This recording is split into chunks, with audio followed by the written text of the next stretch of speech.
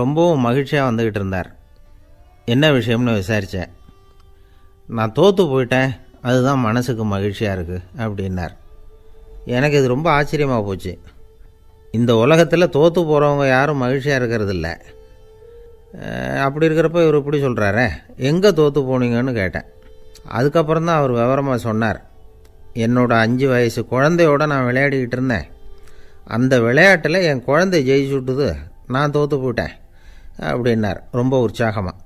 நான் யோசித்து பார்த்தேன். அதாவது நாம் சின்ன குழந்தையாக இருக்கிறப்போ எந்த விளையாட்டில் கலந்துக்கிட்டாலும் அதில் நாம் தான் ஜெயிக்கணும்னு ஒரு வெறி நமக்குள்ளே இருக்கும்.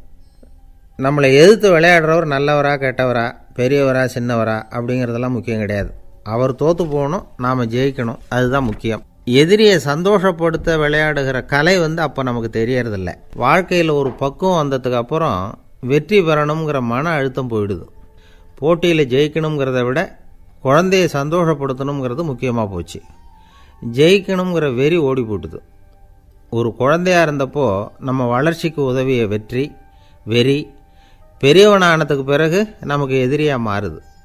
அதை சரியான சமயத்தில் நாம் புரிஞ்சுக்கிட்டோம்னா போதும், நாம் பொழைச்சிக்கலாம். ஒவ்வொரு மனுஷனுமே வாழ்க்கையோட அடுத்த கட்ட வளர்ச்சியில் அடி எடுத்து வைக்கிற நேரத்தில் தன்கிட்ட இருந்து ஏதோ ஒரு குணத்தை அல்லது தன் குணம் இருந்த ஏதோ ஒரு உறவை நாம் இழக்கத்தான் வேண்டியிருக்குது. ஒரு கட்டம் வரைக்கும் உதவியாக இருந்த குணம் அடுத்த கட்டத்துக்கு தடையாக கூட மாறிடலாம். இந்த பரிமாண மாற்றத்துக்கு உள்ளாகிற ஒவ்வொருத்தரும் பிரத்யட்சமாக இதை உணர்றாங்க. ஆனால் பல பேர் எப்படின்னா பழசை திறந்துவிட்டு புதிய கொள்கைகளை உருவாக்கிக்கிறதுக்கு இஷ்டம் இல்லாமல் இருந்துவிடுறாங்க, அல்லது அப்படி செய்ய முடியாமல் தவிக்கிறாங்க. இதையெல்லாம் மீறி அந்த பழசை திறந்துவிட்டா அதை இழந்ததால் உண்டாகிற மன அழுத்தம் சில காலத்துக்கு வருத்திக்கிட்டு தான் இருக்கும், வேறு வழி இல்லை. ஆரோக்கியமான ஒரு முன்னேற்றத்துக்காக அந்த மன அழுத்தத்தை தாங்கிக்கத்தான் வேணும் அப்படிங்கிறாரு அந்த உலக புகழ்பெற்ற மேதை ஒருத்தர், இந்த ஸ்காட் பெக் அப்படிங்கிறவர். பிறந்த நாள் முதல் இதுதான் சரி அப்படின்னு கற்பிக்கப்பட்டு வந்த ஒவ்வொரு தத்துவத்தையும் தங்களுடைய வளர்ச்சிக்கு தகுந்த மாதிரி மாற்றி அர்த்தப்படுத்தி கொள்ள முடியாமல் வாழ்க்கை சூழலில் அப்படியே அரைப்பட்டு தூளாகிறவர்கள் தான் ரொம்ப தவிக்கிறாங்களாம். இதுதான் அவருடைய கருத்து. பெரும்பாலும் மனிதர்களுடைய நடுத்தர வயசில், அதாவது 30 தாண்டுகிற சமயத்தில் தான் இந்த தவிப்பு உண்டாகுதான். இதை தான் மேற்கத்திய நாடுகளில் அடிக்கடி மிட் லைஃப் கிரைசிஸ் அப்படின்னு சொல்கிறாங்க. அப்பப்போ பழசையெல்லாம் தொலைச்சி விட்டு புதுசாக பிறக்கிறதுக்கு கற்றுக்கணும். ஒவ்வொரு நிமிஷத்தையும் அந்த நிமிஷத்துக்கு ஏற்ற சித்தாந்தம் கொண்டவர்களாக சந்திப்போம் அப்படிங்கிறார் அந்த உளவியல் நிபுணர். இப்படி பழகிக்கிட்டால் வாழ்க்கை இன்பமயம், இல்லைன்னா தவிப்பு மயம்தான். பழசை தொலைக்க முடியாதவர்களில் எத்தனையோ பேர் உண்டு, எத்தனையோ ரகம் உண்டு. அதில் வேடிக்கையான நண்பர்களும் உண்டு. ஒருத்தர் நண்பர் வீட்டுக்கு போனார். அவர் ஏதோ இனிப்பு பலகாரம் கொடுத்து சாப்பிட சொல்லியிருக்கிறாங்க அவங்க வீட்டில். இவர் சாப்பிட்டு பார்த்துட்டு சொன்னாராம், சார் 6 மாதத்துக்கு முன்னாடி ஒரு தடவை இங்கே வந்தேன், அப்போது ஒரு இனிப்பு பலகாரம் கொடுத்தீங்க, அது இதை விட நல்லா இருந்தது சார் அப்படின்னாராம். அப்போ செஞ்ச அதே இனிப்பு பலகாரம் தான் சார் இதுவும் அப்படின்னாராம் அவர். இயேசுநாதர்கிட்ட ஒருத்தர் கேட்டாராம், இயேசுவே என்னை எவ்வளவு நேசிக்கிறீர்கள் அப்படின்னு. அவர் தன்னுடைய 2 கைகளையும் அகல விரித்து இவ்வளவு என்று சொல்லி சிலுவையில் உயிர் நீத்தார் அப்படின்னு சொல்லுவாங்க. அதாவது அந்த நேசிப்புக்கு எல்லை கிடையாது, அதே போல் மன்னிப்புக்கும் எல்லை கிடையாது. இது இயேசுநாதர் சொல்லி கொடுத்த ஒரு பாடம். இயேசுனுடைய சீடர்களில் ஒருத்தன் பீட்டர், அவன் ஒரு நாள் இயேசுநாதர்கிட்ட கேட்டிருக்கான், இயேசுவே நான் என்னுடைய தம்பிக்கிட்ட அடிக்கடி சண்டை போட்டுக்கிட்டு இருக்கிறேன், என்னுடைய சகோதரன் கூட, அவனை நான் எத்தனை தடவை மன்னிக்கிறது? ஏற்கனவே 7 தடவை அவனை மன்னிச்சுட்டேன் அப்படின்னு சொல்லியிருக்கிறான். அப்போது இயேசு சொன்னாராம், மன்னிக்கிறதுக்கு எத்தனை தடவைங்கிற கணக்கெல்லாம் கிடையாது. எத்தனை தடவை உன்னுடைய சகோதரன் உன்னை கோபப்படுத்துகிறானோ அத்தனை தடவை நீ மன்னிக்கிறதுக்கும் தயாராக இருக்கணும், அதுதான் அப்படின்னு சொன்னாராம். அப்போ இவனுக்கு ஒன்றும் புரியல, இது என்ன அவன் தப்பு பண்ணிக்கிட்டே இருப்பான், நாம் மன்னிச்சுக்கிட்டே இருக்கிறதா அப்படிங்கிறது மாதிரி குழப்பமாக இருந்திருக்கிறான். அப்போது இயேசுநாதர் தன்னுடைய சீடன் பீட்டர்கிட்ட ஒரு கதை சொன்னாராம். அந்த கதை இன்றைக்கு நாம் எல்லாரும் சிந்தித்து பார்க்க வேண்டிய ஒரு கதை. அதாவது மன்னிப்பை விரும்புகிறவர்கள் மன்னிக்கவும் தயாராக இருக்க வேண்டும் அப்படிங்கிறது தான் அந்த கதையினுடைய தத்துவம். அந்த இயேசுநாதர் சொன்ன கதை என்னென்னா, ஒரு மன்னர் இருந்தார். அவர் ஒரு நாள் அரண்மனையில் உட்காந்து கணக்கு வழக்குகள்லாம் பார்த்துக்கிட்டு இருந்தார். நம்ம அரண்மனையிலேருந்து யார் யார் அரசாங்க கடன் வாங்கியிருக்கிறாங்க, யார் யார் திருப்பி செலுத்தியிருக்கிறாங்க அப்படிங்கிற விவரத்தையெல்லாம் பார்த்துக்கிட்டு இருந்தார். அப்போ தான் புரிஞ்சுது, அந்த அரண்மனையில் வேலை செய்கிற ஒருத்தனே அரசாங்க கடன் வாங்கியிருக்கிறான். எவ்வளவு? 10,000 பொற்காசுகள் வாங்கியிருக்கான் கடன். இந்த 10,000 பொற்காசுகளை திருப்பி செலுத்தலை அரசாங்கத்துக்கு. இது மன்னர் கவனத்துக்கு வந்தது. உடனே நம்ம அரண்மனையில் இருக்கிறவனே அரசு கடன் வாங்கி திருப்பி செலுத்தாமல் இருக்கான், அவனை கூப்பிட்டு வாங்கன்னு சொல்லி கூப்பிட்டுட்டு வந்தாங்களாம். விசாரிச்சிருக்கிறாங்க, என்னப்பா நீ எவ்வளோ ஒன்று? ஆமாங்க 10,000 பொற்காசுகள் வாங்கியிருக்கிறேன், இன்னும் திருப்பி கட்டலைன்றிருக்கான். உடனே அவர் மன்னர் சொல்லியிருக்கிறார், நம்ம சட்டத்திட்டப்படி நீ உடனே பணத்தை திருப்பி கட்டிடு. அப்படி உன்னால் கட்ட முடியலன்னா உன்னுடைய வீடு வாசல் சொத்து சுகம் எல்லாத்தையும் விற்று அந்த பணத்தை அரசு கருவூலத்தில் சேர்த்துக்கிறதுக்கு நானே ஏற்பாடு பண்ணிடுறேன் அப்படின்னு அந்த மன்னர் சொன்னாராம். இவன் அப்படியே அதிர்ச்சி ஆகிட்டான். அப்படியே பொத்துன்னு காலில் விழுந்தானா. மன்னா என்னை மன்னிச்சுங்க, என்னால் முடியல, எனக்கு மன்னிப்பு கொடுங்க அப்படின்ட்டுருக்கான். உடனே அவர் எழுந்திரிச்சு, சரி நீ மன்னிப்பு கேட்டுவிட்ட, அதனால் உன்னை மன்னிக்கிறேன், நீ பணம் கட்ட வேண்டாம் அப்படின்னு சொல்லி அந்த மன்னர் அவனை விட்டுட்டாராம். பணத்தையும் தள்ளுபடி பண்ணிட்டார், நீ திருப்பி கட்ட வேண்டான்னு. இவனுக்கு ரொம்ப மகிழ்ச்சி. அதனால் ரொம்ப உல்லாசமாக வந்துக்கிட்டு இருக்கிறான். தெருவில் வந்துக்கிட்டு இருக்கிறப்ப இவங்கிட்ட கடன் வாங்கின ஒருத்தன் எதுக்கு வந்துக்கிட்டு இருக்கான். அவன் இவங்கிட்ட ஒரு 100 பொற்காசுகள் கடன் வாங்கியிருக்கான். அவன் வந்தான், இவன் போய் அவன் சாட்டையாக பிடிச்சிக்கிட்டான், நீ எப்படா என் கடனை திருப்பி கொடுக்க போகிறேன்னு. அவன் இப்போ முடியல, கொஞ்சம் பொறுத்துக்கா, அப்புறம் தரேன் இருக்கான். அதெல்லாம் முடியாது, நீ கொடுத்து தான் ஆகணும் அப்படின்னு இவன் புடிவமாக சொல்கிறான். இப்போ நிலைமையை பாருங்கள், இவன் ஏற்கனவே 10,000 பொற்காசுகள் அரசாங்கத்தில் கடன் வாங்கினா அதுக்கு மன்னிச்சு விட்டுட்டார் இவனை. ஆனால் இவன் இன்னொருத்தனை மன்னிக்கிறதுக்கு தயாராக இல்லை. இவங்கிட்ட கடன் வாங்கின இன்னொருத்தன் 10 பொற்காசுகள், அவனை மன்னிக்க தயாராக இல்லை. அவனை கொண்டு போய் நீதிமன்றத்தில் கொண்டு போய் நிறுத்தி தண்டனை வாங்கி கொடுத்துட்டான். நீதிபதி என்ன சொன்னார், அந்த இவன் வாங்கின பொற்காசுகளை திருப்பி கட்டுற வரைக்கும் ஜெயிலில் இருக்கணுங்கிறது தீர்ப்பு. ஆனால் உடனே அரசர் காதில் விழுந்தது.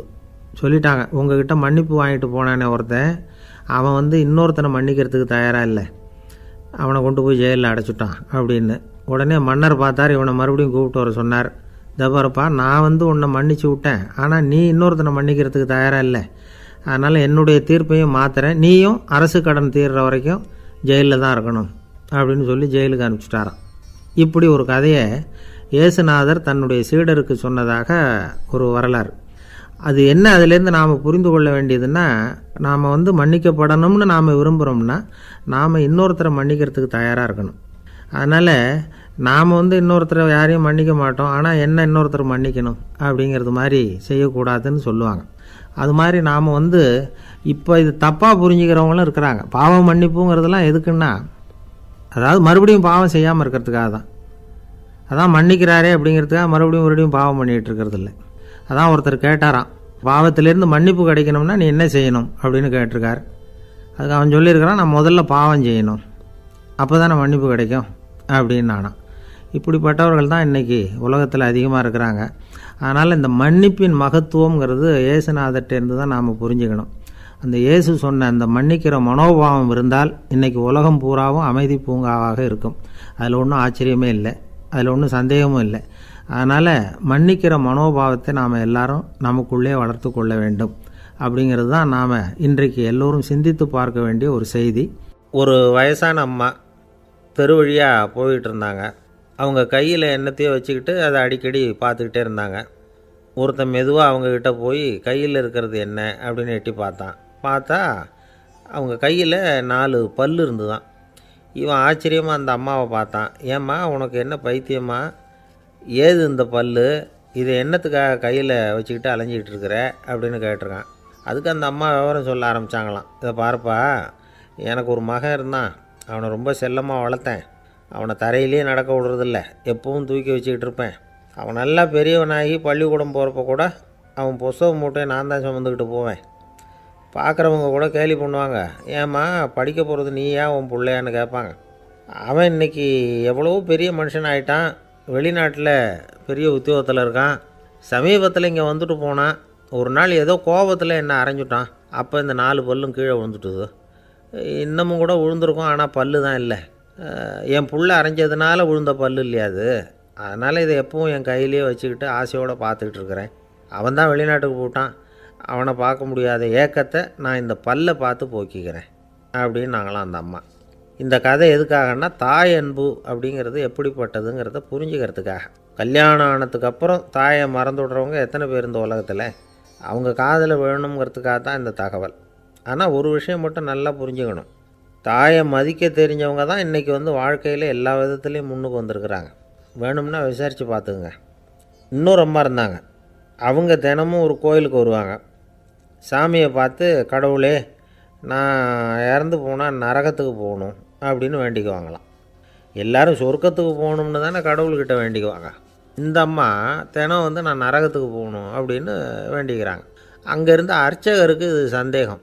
ஒரு நாள் அதை நேரடியாகவே அவங்கக்கிட்ட கேட்டுவிட்டார். அதுக்கு அந்த அம்மா பதில் சொன்னாங்களாம், ஐயா, எனக்கு கல்யாணம் ஆகி ரொம்ப நாள் வரைக்கும் குழந்தை பாக்கியம் இல்லாமல் இருந்தது. கோயில் குளம் எல்லாம் சுற்றி வந்தேன். ரொம்ப நாள் கழித்து ஒரு குழந்தை பிறந்தது, ஆண் குழந்தை. அவனை நான் ரொம்ப செல்லம் கொடுத்து வளர்த்தேன். அதோட விளைவு என்ன ஆச்சுன்னா, அவன் ரொம்ப மோசமாக ஆகிட்டான். கெட்ட பழக்க வழக்கம்லாம் கற்றுக்கிட்டான். அவன் இறந்து போனால் நிச்சயம் அவனுக்கு நரகம்தான் கிடைக்கும். அந்த அளவுக்கு கெட்டவன் அவன். அப்படிப்பட்ட காரியங்கள்லாம் பண்ணிகிட்ருக்கான், எனக்கு தெரியும். இவனுக்காக நரகத்தில் கூட யாரும் தயவு காட்ட மாட்டாங்க, தாட்சண்யம் காட்ட மாட்டாங்க. அதனால் இவனுக்கு முந்தி நான் இறந்து நரகத்துக்கு போயிட்டா அங்கே இவனை கவனிச்சிக்கலாமே, இவனுக்கு பணிவிடை செய்யலாமேன்னு பார்க்குறேன் அப்படின்னு நாங்களாம். அதனால தான் நான் நரகத்துக்கு போகணும்னு தினம் ஆண்டவனை வேண்டிகிட்டு இருக்கிறேன் அப்படின்னு கண்கலங்கி அந்த அம்மா சொன்னாங்களாம். அதுதான் தாய் உள்ளம்ங்கிறது. தாயின் பெருமையை சரியாக உணர்ந்துட்டா அவங்களுக்கு எப்பவும் எந்த கஷ்டமும் வராது. இது ஏதோ உபதேசத்துக்காக சொல்கிற வார்த்தை இல்லை, உண்மையான வார்த்தை. இந்த விவரத்தையெல்லாம் நண்பர் ஒருத்தர்கிட்ட சொல்லிக்கிட்டு இருந்தேன். அவர் கொஞ்ச நாள் கழித்து என்னை தேடி வந்தார். அவர் கையிலேயும் 4 பல் வச்சுருந்தார். என்னங்க ஆச்சு, ஏதுங்க இந்த பல் அப்படின்னு விசாரித்தோம். உங்கள் உபதேசத்தை கேட்டுவிட்டு இந்த உலகத்தில் எல்லாரையும் தாயாக நினைக்க ஆரம்பிச்சிட்டேன். ஒரு அம்மாவை கடத்தெருவில் பார்த்து தாயேன்னு கூப்பிட்டேன். அவங்க உடனே பலார்னு என்னை அரைஞ்சிட்டாங்க. பல் விழுந்துட்டுது. அதை தான் பொறுக்கி எடுத்துக்கிட்டு நேராக உங்களை தேடி வந்துக்கிட்டு இருக்கிறேன்னார். தாயேன்னு தானே கூப்பிட்டீங்க, அதுக்கு ஏன் அரைஞ்சாங்க அப்படின்னு கேட்டோம். நான் தாயேன்னு கூப்பிட்டது அவங்க காதில் நாயேன்னு விழுந்துட்டு தான், அதுதான் அப்படி ஆயிட்டுது அப்படின்னார். ஊருக்கு வெளியில் அமைதியான ஒரு இடம், அங்கே ஒரு ஆசிரமம், அங்கே ஒரு சாமியார். அவர் தினமும் நல்ல போதனைகள்லாம் செய்வார். பல பேர் போய் அங்கேயே சில நாள் தங்கி இருந்து அவர் சொல்கிற அறிவுரைகளை எல்லாம் கேட்டுக்கிட்டு வர்றது வழக்கம். ஒரு தடவை அவரை பார்த்துட்டு போகிறதுக்காக 3 வெளியூர் தம்பதிகள் வந்தாங்களாம். அந்த மடத்திலேயே சாப்பிட்டுக்கிட்டு தங்கியிருந்து அவங்களுடைய போதனைகளை கேட்டுக்கிட்டு போகணுங்கிறது அவங்க நோக்கம். காலையில் குளிச்சுட்டு பூஜையில் உட்காந்தார் அந்த சுவாமி. இவங்களும் குளிச்சுட்டு அந்த பூஜையை பார்க்குறதுக்காக அவர் முன்னாடி உட்காந்தாங்க. பூஜை ஆரம்பமாச்சு. சம்பிரதாயப்படி அது ரொம்ப நேரம் நடந்துக்கிட்டே இருக்குது. இவங்களுக்கு நல்ல பசி இருந்தாலும் இந்த நேரத்தில் அதை எப்படி வெளியில் காட்டிக்கிறது? பேசாமல் இருந்தாங்க. அந்த சுவாமி பூஜையை முடித்தார். அதுக்கப்புறம் பேச ஆரம்பித்தார். பேச்சு அருமையாக தான் இருந்தது, அமிர்தமாக தான் இருந்தது. இருந்தாலும் இவங்களுக்கு இருக்கிற வயிற்று பசி அது சரியாக கவனிக்க விடலை. அந்த சுவாமியே இதை கவனித்ததா தெரியல. இவங்களுக்கு மனசுக்குள்ளே ஒரு எண்ணம், உள்ளே சாப்பாடு தயாராகிட்டு இருக்கும் போல இருக்குது. இந்த பேச்சு முடிஞ்சது நம்மளை உள்ளே அழைச்சிட்டு போய் சாப்பாடு போடுவாங்கன்னு நினைக்கிறோம் அப்படின்னு இவங்களாம் நினச்சிக்கிட்டாங்க. ஆனால் சுவாமி இதை பற்றி எதுவுமே பேசலை, கண்டுக்கலை. ஒரு அம்மாவால் அதுக்கு மேலே சும்மா இருக்க முடியுமா? முடியல. சாப்பாட்டை கவனிக்கலாமா அப்படின்னு சொல்லி மெதுவாக ஆரம்பித்தாங்க. கவனிக்கலாமே அப்படின்னு உள்ளே அழைச்சிட்டு போனார் சுவாமி. இவங்க ரொம்ப அவசரமாக எழுந்திரிச்சு உள்ளே ஓடினாங்க. அங்கே ஒரு மேஜை மேலே ஒரு கிண்ணம் மூடி இருந்தது. இதுதான் சாப்பாட்டு மேஜை போல இருக்குது, இங்கே சாப்பாடு வந்துடும் அப்படின்னு நினச்சாங்க. உடனே போய் சுற்றி உட்காந்துக்கிட்டாங்க. சுவாமி அந்த கிண்ணத்தை எடுத்து அந்த அம்மா கிட்ட கொடுத்தார். அவங்க அதை வாங்கி மூடியை திறந்து பார்க்குறாங்க. உள்ளே ஒரு சாவி இருக்குது. சரிதான், இது சமையலறை சாவி போல் இருக்குது. அங்கே போய் அதை திறந்து சாப்பாட்டை நாமே எடுத்துக்கிட்டு இங்கே வச்சுக்கிட்டு சாப்பிட்ணும் போல இருக்குது அப்படின்னு நினச்சாங்க. சாவி இருக்கு இல்லையா, வாங்க பூட்டு நிறையா காட்டுறேன் அப்படின்னு சுவாமி அவங்கள அழைச்சிட்டு போனார், காட்டினார். இவங்க அந்த அறையை ரொம்ப ஆவலோடு திறந்தாங்க. உள்ளே பார்த்தா அங்கே அரிசி, பருப்பு, விதவிதமான காய்கறி எல்லாம் இருக்குது. சமையலுக்கு வேண்டிய மிளகாய், எண்ணெய், பால், தயிர், நெய் இப்படி எல்லாமே இருக்குது. அடுப்பு, விறகு, நெருப்பு போட்டி அது கூட அங்கே இருக்குது. சாப்பாடு தயாராக இருக்கும்னு நினச்சிக்கிட்டு போனால் இப்படி இருக்குதே அப்படின்னு சொல்லி அதை பார்த்ததும் ரொம்ப சோர்ந்து போட்டாங்க அவங்க. சுவாமி, என்ன இது சாப்பாடு இல்லையா அப்படின்னாங்க. அதுதான் சாப்பாட்டுக்கு வேண்டிய எல்லாம் இங்கே இருக்குதே. அடுப்பு மூட்டி நீங்கள் தான் அவங்கவுங்க ருசிக்கு தகுந்த மாதிரி சமைச்சிக்கணும். இந்த சன்னியாசிக்கு எப்படி சமைக்க தெரியும் அப்படின்னு கேட்டார் சுவாமி. சாப்பாடு தயாராக இருக்கும்னு நாங்கள் எதிர்பார்த்தோம் அப்படின்னாங்க. நீங்கள் இப்படி சொல்லுவீங்கன்னு நானும் எதிர்பார்த்தேன். இது வரைக்கும் நான் எவ்வளவோ தத்துவம்லாம் எடுத்து சொன்னேன். எல்லாத்தையும் விட இதுதான் அனுபவபூர்வமான தத்துவம். ஆண்டவன் நமக்கு நல்ல மனசை கொடுத்துருக்குறான், நல்ல வாய்ப்புகளையும் தந்திருக்கிறான், அதையெல்லாம் பயன்படுத்திக்கக்கூடிய மூளையையும் சிந்தனையையும் கொடுத்துருக்குறான். அதனால் அடுப்பை தான் நீங்கள் மூட்டணும், அடுப்பை நீங்கள் தான் மூட்டணும், உங்களுக்கு உகந்ததை நீங்கள் தான் சமைச்சு ருசித்து அனுபவிக்கணும். ஆண்டவனே அதை செஞ்சுக்கிட்டு இருக்க மாட்டான் அப்படின்னாராம் அந்த சுவாமி. நம்முடைய வாழ்க்கையில் பல நல்ல பலன்களை பெறுறதுக்கு நாம் தான் முயற்சி பண்ணணும். அதுக்குரிய சூழ்நிலையை தான் ஆண்டவன் கொடுப்பானே தவிர அதை விளக்கிறதுக்காக தான் அந்த சுவாமி அப்படி செஞ்சு காட்டியிருக்கிறார். இது ஒரு பெரியவர் இப்படி ஒரு விளக்கம் கொடுத்தார். அதுக்கப்புறம் அந்த 3 தம்பதிகளும் தெளிவடைஞ்சுட்டாங்களாம். நாம் தெளிவடைகிறது எப்போங்கிறது தான் தெரியல அப்படின்னு பல பேர் இதை கேட்டுட்டு சொல்லிகிட்டு இருக்கிறாங்க. இந்த கதையை நம்முடைய நண்பர் ஒருத்தர்கிட்ட சொன்னேன். அந்த நண்பர் ரொம்ப சந்தோஷப்பட்டார். நீங்கள் சொல்கிறது கரெக்டு சார், ஆனால் நான் அதை விட ஒரு படி மேலே சார். எனக்கெல்லாம் அரிசி பருப்பு இருக்கிற ரூம் எதுன்னு கையை காட்டிட்டா போதும், உடனே கிண்ணத்துலேருந்து சாவியை எடுத்து கொடுக்கணுங்கிற அவசியம்லாம் இல்லை எனக்கு. அப்புறம் எப்படி ரூமை திறந்துருவீங்க அப்படின்னு கேட்டேன். பூட்டை உடச்சி திறந்துருவேன், அதுதான் எனக்கு பழக்கம் அப்படிங்கிறார். ஐயா, என்னுடைய நூல் வெளியீட்டு விழாவுக்கு அவசியம் நீங்கள் வரணும் அப்படின்னு கூப்பிட்டார் ஒருத்தர். எப்போ வரணும்னு கேட்டேன். அடுத்த வாரம்னார். சரி, புத்தகம் தயாராகிட்டுதா அப்படின்னேன். நாளைக்கு தான் அச்சிக்க கொடுக்க போகிறேன்னார். என்னங்க இது, புத்தகம் அச்சிடுறதுக்கு முன்னாடியே அழைப்புதழை அச்சடிச்சு விட்டீங்களே அப்படின்னு கேட்டேன். அதனால் என்னங்க, அந்த காலம் மாதிரி அப்போல்லாம் அச்சுக்கலை எவ்வளவோ முன்னேறியாச்சுங்க. Linotype, monotype, phototype, laser, இப்படி என்னென்னமோ வந்தாச்சு. இன்றைக்கி கொடுத்தா நாளைக்கே புத்தகம் தயார் அப்படின்னார். இப்படி இந்த அளவுக்கு முன்னேறி இருக்கிற இந்த அச்சுக்கலை ஆரம்பத்தில் எப்படி இருந்தது தெரியுமா? அந்த காலத்தில் காகிதம்னா என்னென்னே தெரியாது, அப்படி ஒன்று கண்டுபிடிக்கப்படவே இல்லை. அப்போல்லாம் எதையாவது ஒன்று எழுதணும்னா அதுக்கு ஆட்டு தோலை தான் பயன்படுத்தி இருக்கிறாங்க. கண்ணுக்குட்டி தோல் கூட அதுக்கு உபயோகப்பட்டு தான். ஐரோப்பாவில் இருந்த பாதிரியார்கள் தோலில் எழுதப்பட்ட புத்தகத்தை தயாரிக்கிறதுல ரொம்ப கெட்டிக்காரங்களாம். எகிப்து, அப்புறம் மத்திய தரைக்கடல் ஓரத்தில் உள்ள நாடுகள், இங்கே எல்லாம் தோல் தான் எழுதுபொருளாக பயன்பட்டு வந்திருக்குது. ஆனால் நம்ம நாட்டில் ஓலைச்சுவடிகளை எழுத்துக்கு பயன்படுத்தி இருக்கிறாங்க. எழுதுறதுக்கு தோலை பயன்படுத்தினவங்க பிறகு பேப்பரைஸ் அப்படிங்கிற கோரை புல்லை அதுக்கு பயன்படுத்தினாங்களாம். இதெல்லாம் அப்படி கொஞ்சம் கொஞ்சமாக கண்டுபிடிச்சிட்டு வந்திருக்கிறாங்க. அந்த புல்லை கச்சிதமாக நறுக்க வேண்டியது, நல்லா பதப்படுத்த வேண்டியது, அதுக்கப்புறம் அதில் எழுத வேண்டியது, அவ்வளவுதான். பேப்பருங்கிற சொல்லே இந்த பேப்பைரஸ் அப்படிங்கிறதுலேருந்து வந்தது தான். அதுக்கப்புறம் தான் காகிதம் வந்தது. இதை முதல்ல சீன நாட்டில் தான் கண்டுபிடிச்சாங்க. அது வந்த பிறகு அச்சு எந்திரம் கண்டுபிடிக்க வேண்டிய அவசியம் ஏற்பட்டது. அதை கண்டுபிடிச்சவர் ஜெர்மானிய அறிவியல் அறிஞர் ஜான் கூட்டன்பர்க். அச்சு கலைக்கு அடித்தளம் அமைச்சவர் அவர் தான். ஜெர்மனியில் மெயின்ஸ் அப்படிங்கிற ஊரில் 1399 பிறந்தார். அவரோட மாமன் ஒருத்தர் உலோக வேலையில் வல்லவர். அவர்கிட்ட அந்த வேலையை கற்றுக்கிட்டார். அதோட வைர கற்களை பட்டை தீட்டுறதுலேயும் ரொம்ப தேர்ச்சி பெற்றிருந்தார். இளம் வயசுலேயே சும்மா இருக்க மாட்டாராம், எதை செஞ்சாலும் அதை திறமையாக செய்வாராம். அவர் தான் முதல்ல மர அச்சு எழுத்துக்களை உருவாக்கினார்.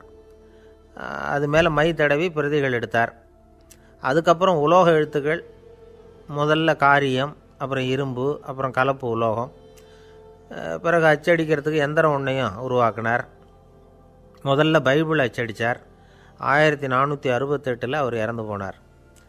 16ஆம் நூற்றாண்டில் மேலை நாடுகளிலிருந்து மர எழுத்துக்களை கொண்டுகிட்டு தமிழ்நாட்டில் கிறிஸ்தவ நூல்களை அச்சிட்டாங்க.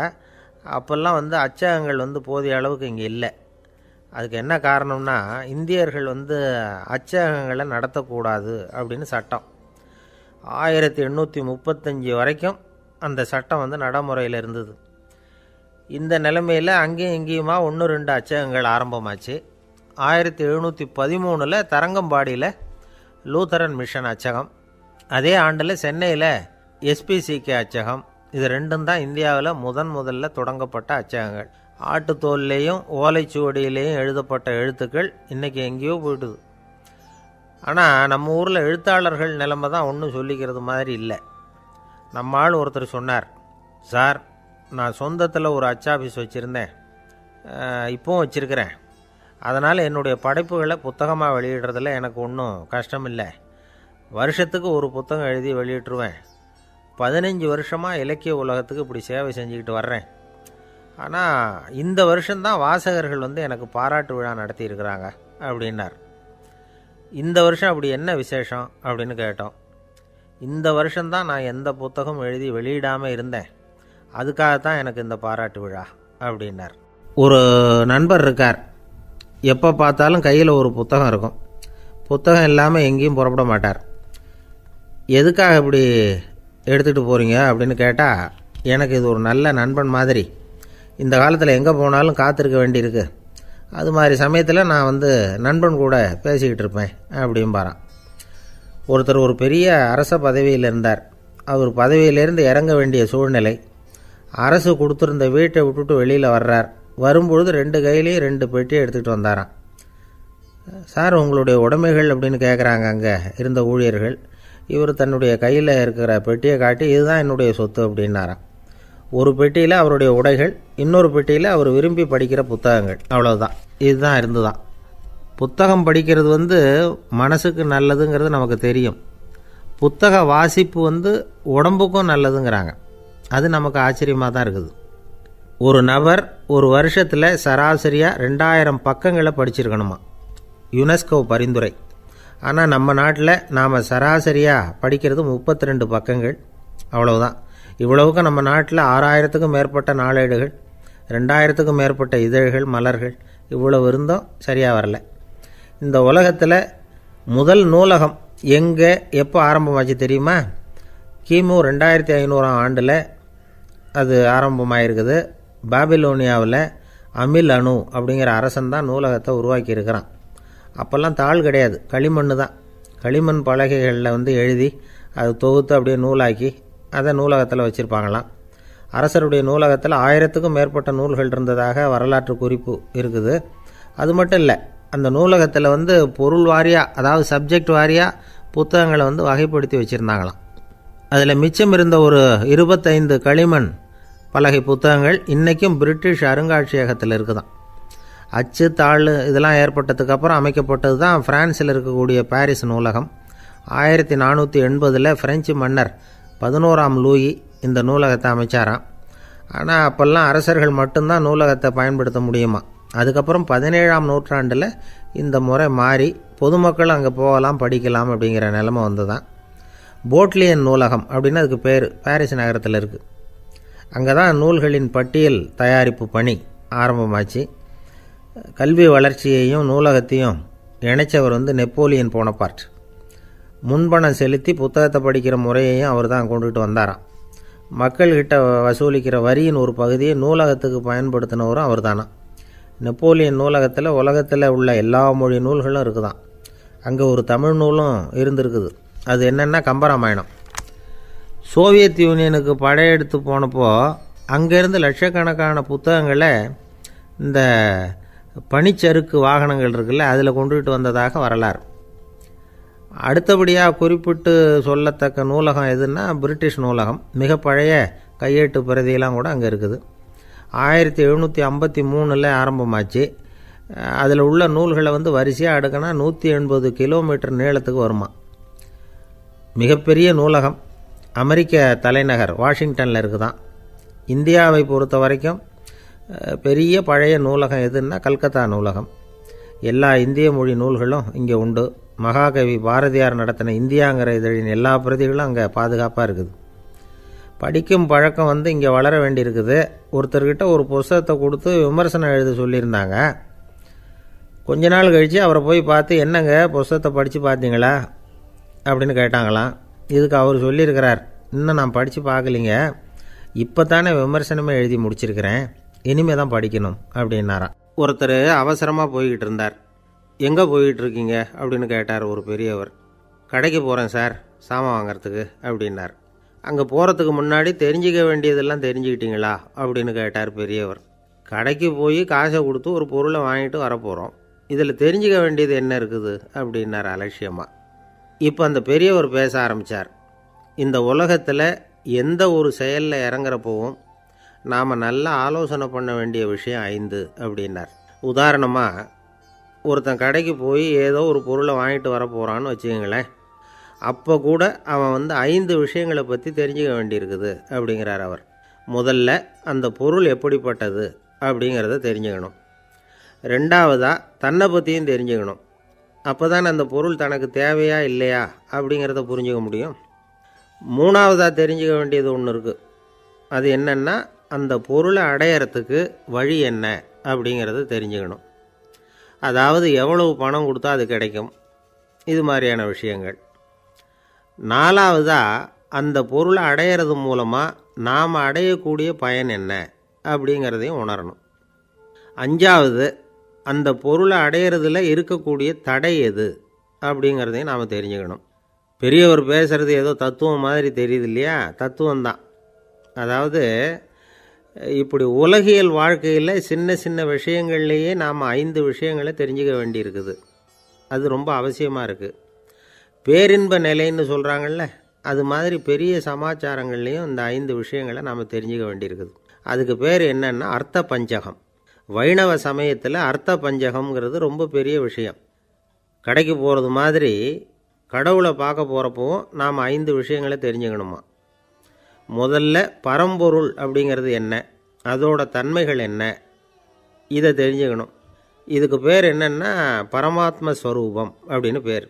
ரெண்டாவது, நாம் யார், நம்மோட தன்மை என்ன அப்படிங்கிறத தெரிஞ்சுக்கணும்.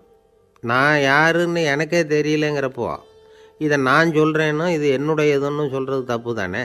அப்புறம் மூணாவது விஷயம், பரம்பொருளை நாம் அடையிறதுக்கு வழி எது, இதை தெரிஞ்சுக்கணும். இது உபாய ஸ்வரூபம் அப்படின்னு பேர். நாலாவது விஷயம், நாம் அடைய வேண்டிய பயன்கள் என்ன அப்படிங்கிறத தெரிஞ்சுக்கிறது. இதுக்கு புருஷார்த்தம் அப்படின்னு பேர். அஞ்சாவது, அந்த பயனை அடைய விடாமல் தடுக்கிற தடைகள் யாவை அப்படிங்கிறத தெரிஞ்சுக்கிறது. இது விரோதி ஸ்வரூபம். இதைத்தான் தடையியல் அப்படின்னு சொல்கிறாங்க. அதாவது பரமாத்மாவை பற்றிய அறிவு, ஜீவாத்மாவை பற்றிய அறிவு, உபாயம் பற்றிய அறிவு, புருஷார்த்தம் பற்றிய அறிவு, இந்த 4 அறிவுக்கும் எதிரடையாக, அதாவது அதையெல்லாம் தப்பாக புரிஞ்சுக்கிறதால உண்டாகக்கூடிய அறிவு விரோதி ஸ்வரூபம். என்ன இது தகவலில் ஏதாவது கதை சொல்லுவீங்கன்னு பார்த்தா ஏதோ தத்துவம் பேசிகிட்டு இருக்கிறீங்களே அப்படின்னு நினைக்கலாம். இதுவும் தெரிஞ்சுக்க வேண்டிய ஒரு பெரிய விஷயந்தான். காதில் போட்டு வச்சா எப்போவாவது உபயோகப்படும். என்னுடைய நண்பர் ஒருத்தர் ஒரு நாள் என்கிட்ட சொன்னார், சார், அடுத்த மாதம் தஞ்சாவூரில் ஒரு கல்யாணம், போகிறதா வேண்டாமா அப்படின்னு ஒரே குழப்பமாக இருக்குது அப்படின்னார். நான் உடனே இந்த அர்த்த பஞ்சக உபதேசம் பண்ண ஆரம்பித்தேன். அவர் எல்லாத்தையும் பொறுமையாக கேட்டுவிட்டு, சரி சார், நான் போகிறதுன்னு முடிவு பண்ணிவிட்டேன்னார். எப்படி இந்த முடிவுக்கு வந்தீங்க அப்படின்னு கேட்டேன். அவர் சொன்னார், சார், அந்த 2வது பாயிண்ட் ஒன்று சொன்னீங்களே, அதை புரிஞ்சுக்கிட்டதுக்கு அப்புறம்தான் இந்த முடிவுக்கு வந்தேன் அப்படின்னார். என்ன 2வது பாயிண்ட்டுன்னு? அதாவது தன்னை பற்றி புரிஞ்சுக்கணும் அப்படின்னு சொன்னீங்க. உடனே என்னை பற்றி புரிஞ்சுக்கிட்டேன், நான் யாருங்கிறது எனக்கு தெரிஞ்சுது, உடனே போகிறது தான் நல்லதுன்னு முடிவு பண்ணிவிட்டேன்னார். நீங்கள் யாருன்னு கேட்டேன். நான் தான் சார் அந்த கல்யாணத்தில் தாலி கட்ட வேண்டிய மாப்பிள்ளை அப்படின்னார். அந்த காலத்தில் அண்ணாமலை ரெட்டியார்னு ஒருத்தர் இருந்தார். அவர் வெங்கனூர் அப்படிங்கிற கிராமத்தில் இருந்தார். அங்கேருந்து விருத்தாசலம் கோவிலுக்கு தவறாமல் போயிட்டு வந்துக்கிட்டு இருந்தார். இடையில் வெள்ளாறு, அதில் ஒரு சமயம் வெள்ளம் வந்துட்டுது. இவரால் போக முடியல. அதோட விளைவு வெங்கனூர்லேயே ஒரு கோவில் கட்டணும் அப்படின்னு முடிவு பண்ணார், சிவாலயம். அந்த சமயத்தில் வடநாட்டில் பஞ்சம். அதனால் அங்கே இருந்த பல சிற்பிகள் தென்னாட்டை நோக்கி வர ஆரம்பித்தாங்க. அவங்க வெங்கனூர் வழியாக வர்றது தெரிஞ்சதும் இவர் போய் பார்த்தார்.